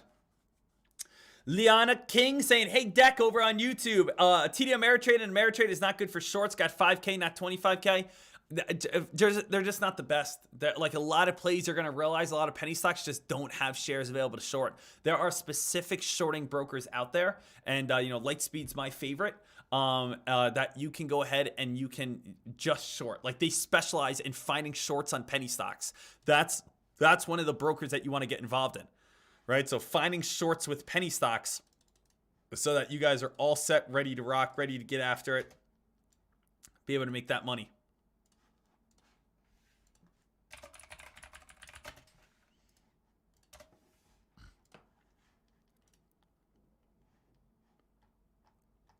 All right. Hey, ladies and gentlemen, as you guys can take a look over here, we do have streamers rocking and rolling at this time. We got everyone getting to work at this moment. Team, shout out to this amazing squad. Shout out to this amazing team. Make sure you guys head on over to tradecaster.com, be able to watch some streams and be able to enjoy it. Other than that, though, ladies and gentlemen, I will see you guys on our final day tomorrow morning. We have our final day tomorrow morning, getting ready to rock and roll. I do just want to end on off by playing one of my favorite videos here. If you guys, want to stick around to be able to watch it, I just think there's like so much great value over in this one YouTube channel. I always like to be able to show them and what I think is going to be coming on up. So make sure that you guys are all set, ready to rock, excited to see, of course, what this momentum is going to be bringing us. But enjoy the live streams, enjoy everything we offer here over on Tradecaster. Get into the video library, and let's get ready to rock and roll. You guys know the drill, baby. Help me wrap this thing on up. We got one more day tomorrow. Let's do it, team. In 3, 2, 1. Awesome job, awesome During work. the I'll see summer you guys of then. 2007, Shout out to you, team. the yield Thank curve you. did something that it hadn't done in 10 years. After having been inverted for the better part of 2006, the yield curve came out of its inversion, did what we call a steepening. A few months later, the 2008 recession began. The stock market made a peak that it wouldn't revisit for 5 years. And another few months after that, Lehman Brothers collapsed as the financial crisis unfolded. The yield curve steepening didn't just pinpoint the start of the 2008 financial crisis. This magical signal seems to have anticipated the start of every single downturn we've seen over the last 70 years. And although recessions have happened in the past without the yield curve steepening, we see this signal even pinpointed to the beginning of the Great Depression in the 1930s. When the yield curve becomes inverted, which usually happens every 5 to 10 years or so, a recession occurs on average 12 months later. But when the yield curve begins to steepen, so come out of an inversion, we found that on average, it takes 5 months before the recession actually starts. Now, in 2023, we've seen the yield curve steepen significantly. So if all of this is true, it would mean that the next recession will begin as soon as February of 2024. Now, in 1929, right before the Great Depression, the yield curve was actually inverted to the same level as what we saw back in June of 2023. So almost 100 years ago, this was the bond market's way of saying that economic conditions were poor and that a recession was likely to occur. The stock market, on the other hand, during this period was soaring, unemployment was very low, people were very optimistic. That was almost a 2-year period where the yield curve was inverted and you had a huge amount of optimism around financial markets and the economy. And then the yield curve began to steepen in May of 1929. Just a few months later, in October of 1929, the stock market began its largest decline of the last 100 years, and the Great Depression, the deepest downturn of the last 100 years, began. Now, if this signal seems almost too good to be true, that's because it is. Because if we come back to the financial crisis, the yield curve started to steepen actually in November of 2006. But that was more than a full year before the recession actually began, not 5 months. In 1970 and 1973, on the other hand, both of these recessions began when the yield curve was actually still inverted. So that's 0 months. There was absolutely no delay between the steepening and the onset of the recession. So the average time between the moment that the yield curve steepens and the beginning of the recession is 5 months. And that is a much shorter time frame than the 12 months that you have to wait on average once the yield curve inverts. But 5 months is an average. It's not always the case because other factors can influence how quickly a recession actually materializes. For the 1973 recession, you saw oil prices triple in October of 1973 as a result of the Yom Kippur War, and the recession actually began in November. So oil is one of those factors that can immediately precipitate a recession overnight. Today, we're not seeing any type of oil shock like in the 1970s. We're actually seeing oil prices head lower today that could actually have the opposite effect of what it did did in the 1970s and relieve some pressure off the consumer. Unless the ongoing conflict in the Middle East begins to take an unexpected turn and triggers another oil shock, it doesn't seem that oil is going to help us understand how quickly a recession can actually occur this time around. Now, to get to the bottom of this, we have to look at what is happening in the labor market. This is a chart of initial jobless claims, and you can see the yield curve and initial claims typically follow each other very closely. When the yield curve inverts, it typically means that we are approaching full employment. When the yield curve begins to steepen, it means you are beginning to see weakness in the labor market. So we can basically use initial claims and the yield curve to confirm each other regarding what's actually happening in the economy. For example, we saw this happen in 1981. You saw the yield curve begin to steepen, but the labor market was quite strong during that period. That was telling you that the yield curve steepening wasn't going to be a very successful signal. And it wasn't, because the yield curve actually re-inverted soon after, and the true steepening only occurred when initial claims began to rise materially. That's when the recession actually occurred. In 2006, you also saw a similar type of development. That very brief steepening that we talked about earlier, you can see it occurred during a period where initial claims were still very strong. And so what happened is that the yield curve stopped steepening and actually re-inverted. It came back down into inversion during a period where the labor market was still very strong. It wasn't until you actually saw the labor market begin to weaken that the yield curve steepening was actually followed by a recession. Now, fast forward to 2023, the yield curve has begun to steepen once more, but you can see that initial claims right now are quite strong. They're still very low. They've come back down over the last few months, and so they're not moving significantly higher and confirming what the yield curve is suggesting right now. So if we zoom out, we know that a recession is not far off into the distance. We know that initial claims are going to begin rising at some point in the next 12 months, because that's what happens every single time after a yield curve inverts. But the exact timing of it, that's another question. Let me show you what happens to initial claims in the 2 years that follow every single inversion since the 1970s. This is the chart that we get when we do that. You systematically see initial claims rise after a yield curve inversion occurs. So that's 100% track record. After 24 months, you are going to see the job market weaken substantially. But you can see sometimes initial claims move materially higher straight after the inversion, and sometimes it takes a bit more time for initial claims to really start picking up. This line, for example, is what initial jobless claims did after the 2006 yield curve inversion. So you can see in the lead up to one of the worst downturns we've seen since the Great Depression, the weakening of the labor market we saw after the yield curve inversion was quite slow. The recession didn't actually start until 2 full years after the yield curve inversion occurred. So the slower weakening of the labor market was actually what made the 2008 recession occur more slowly and with a bigger lag time after the yield curve inverted than most of the other recessions. This is what initial jobless claims looks like today. The yield curve inverted in August of 2022,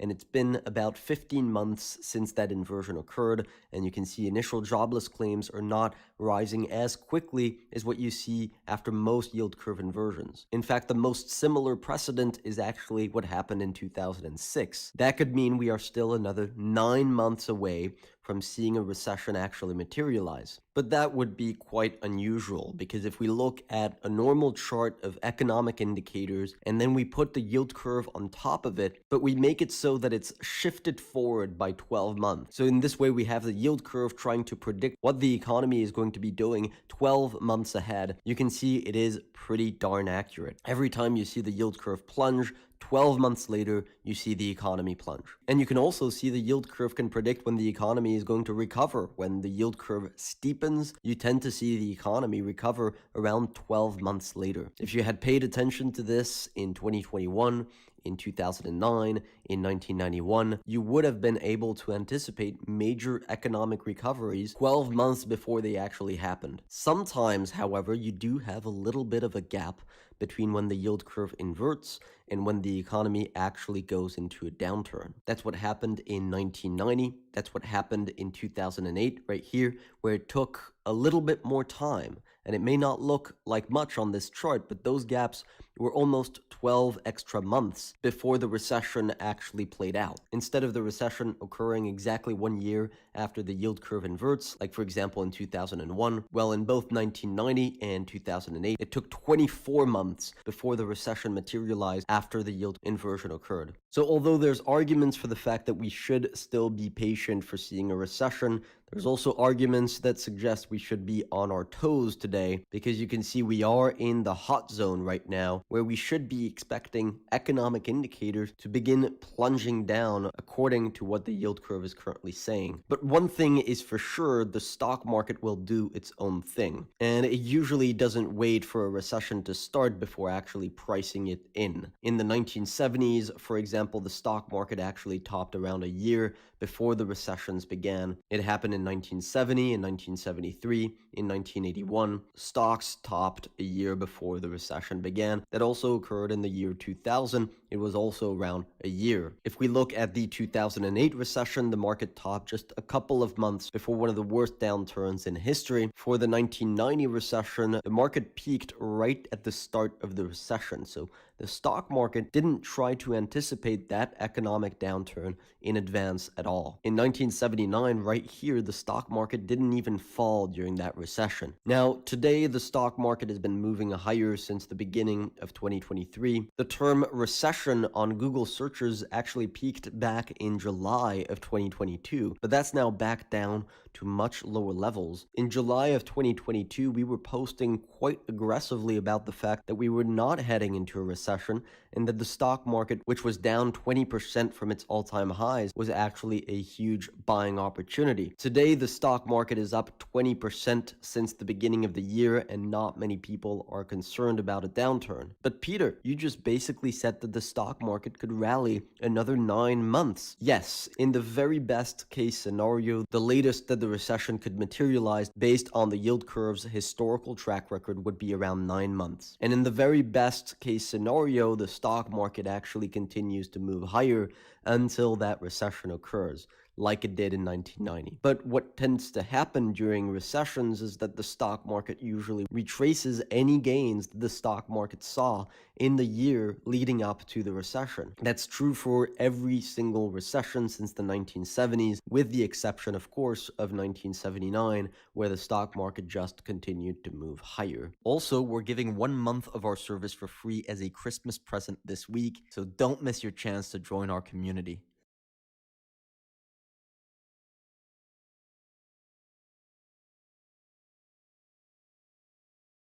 As treasuries react to some pretty robust economic data all the way around today, which takes us to our talk of the tape. How far stocks are set to go in the new year with several potential challenges still ahead. Let's ask Dan Greenhouse, Solus Alternative Asset Management's chief strategist and economist here at Post 9. Welcome back. Thank you, sir. So as we close the week, what are we going to do here with this market as we edge towards the end of the year and go into the new one? Have we done too much too fast? Are we still set up for something pretty good as we begin a new year? I'm generally a skeptic of any point markets have gone too far too fast. I mean, obviously there's overbought conditions that need to be worked off, but to the extent that the market was, I'll use the word insular, but that's probably not the right word. It's been very narrow. Until lately. Yeah, so for the whole year, only 3 sectors have outperformed. But over the last month, over the last fourth quarter, 6 sectors have outperformed. So you've seen the rally broaden out. We all know this. All else equal, I take that as a positive sign and sets us up, I think, fairly well heading into the new year. Do you think that broadening continues? Oh, I do. And we've discussed this in the past. And I think if you have 2 avenues here, do I want to continue to invest in the large 7 tech names, let's say, or the broader market? This is not so easy, but I would go with the broader market. You think we're going to get a rotation from these mega cap names? I mean, there was one note on the street today that suggested it's time to short NVIDIA. Yes, there's a lot of notes on the street, and a lot of people say a lot of things. I make no comment about NVIDIA, but listen, I don't think you need a rotation per se, because the word rotation implies that money's going to come out of the large cap tech stocks, implying that they're going to go lower in order. I don't think that needs to be the case. Both can go up. It's just a question of relative performance. Well, some have gone up a lot more than others, like mega cap tech relative to the other parts of the market. Well, if you're looking at the market as a whole, but if we break it down into individual sectors, for instance, if you look at some of the restaurants, Chipotle obviously is a name that's done phenomenally well, but if you go a little smaller, Wingstop and Texas Roadhouse all outperform the hotels. We've talked in the past about what Solus does with our money. The consumer-focused space continues to be one because of the strength of the consumer with gas prices down, et cetera. A lot of names exposed to the consumer have done quite well. So you're not throwing. And when the economy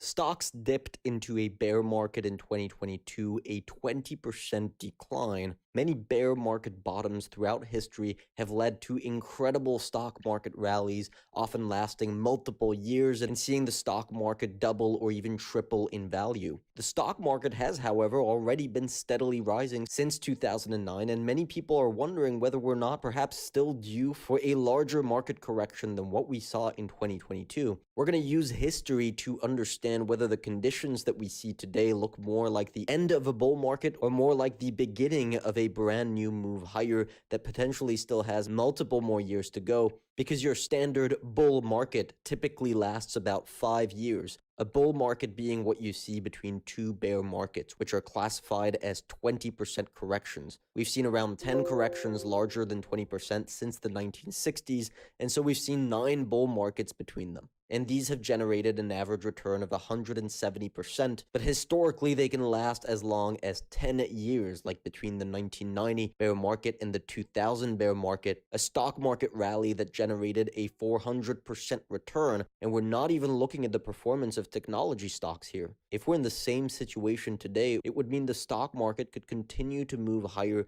without a significant correction until 2030, potentially reaching 20,000 points. But each of these newborn bull markets had a very specific set of conditions that were in place that gave them the fuel to last multiple years. With the stock market now recovering from a 20% correction that we saw in 2022, it might be a good time to assess whether those same conditions are in place today. Now, the first one is that bull markets typically are born out of recessions. Almost every bear market since the 1960s ended during an economic downturn. You can see the economic downturns represented here in gray. These are the periods where the US economy is in a recession, where the economy is contracting. You very rarely see the stock market go down by more than 20% outside of these periods. And so from the end of these recessions, new bull markets can be born. But there's 2 exceptions to this. In 1966, you saw a 20% decline occur without a recession. So if we're using 1966 as a precedent for today, that would mean the stock market continues to move higher until the end of 2024, make a marginal new high before once again heading into a bear market.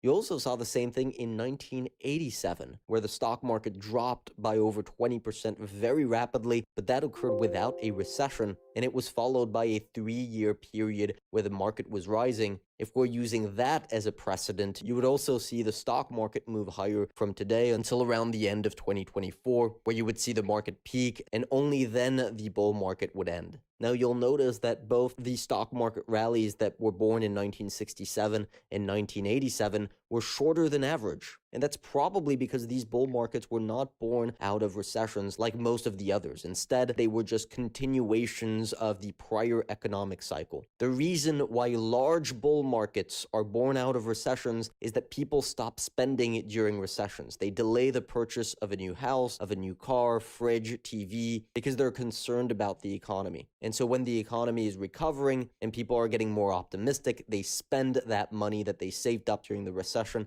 and that creates a big economic boom. That's called pent-up demand. And that's exactly what we saw after the 2008 financial crisis, and it's also what happened after the 1980 recession.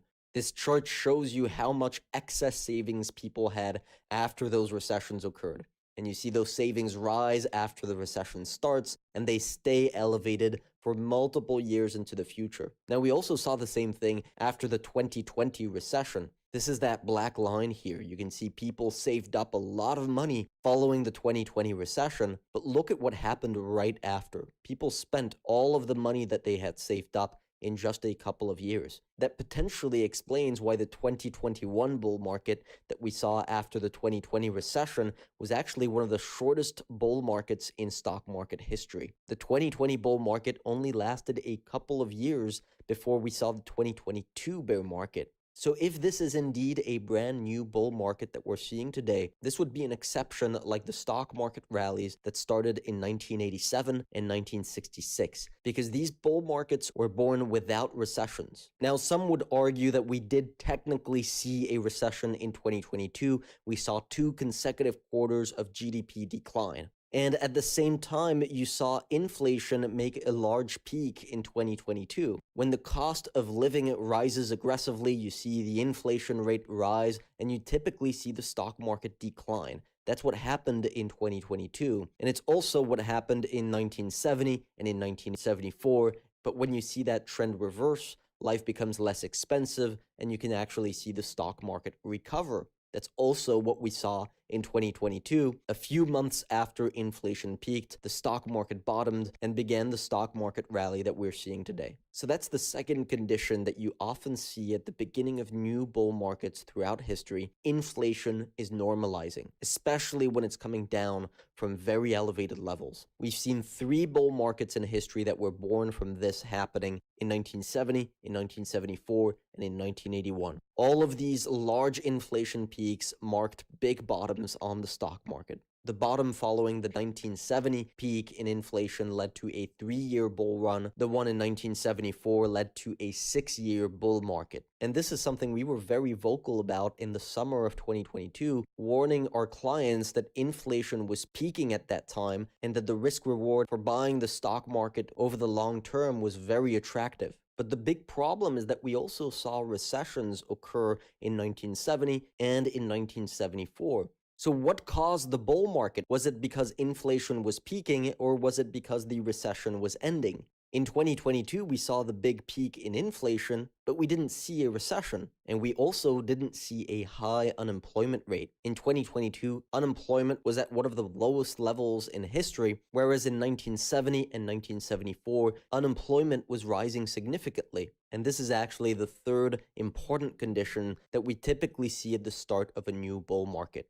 After a bear market has occurred, you often have the economy in a very bad shape, and the stock market tends to bottom when the unemployment rate is elevated and it's still rising. That's where the buy when others are fearful quote comes from. When the economy is in a bad shape, people are losing their jobs, it looks like it's the end of the world, that's actually the moment you tend to see the stock market bottom and when a new bull market is born. Now, again, 1967 is an exception for this rule because unemployment was low and yet the stock market recovered and began a new bull market. And 1987 is also, again, an exception to this rule because unemployment wasn't rising, it was falling. Today, we have the unemployment rate at around 4%. So the rally that we've seen so far this year hasn't begun following a recession, and it also hasn't begun at a moment where the unemployment rate is elevated. This is where we can take a look at one final condition to see if we can come up with a conclusion. New bull markets typically occur when interest rates are low, and this actually also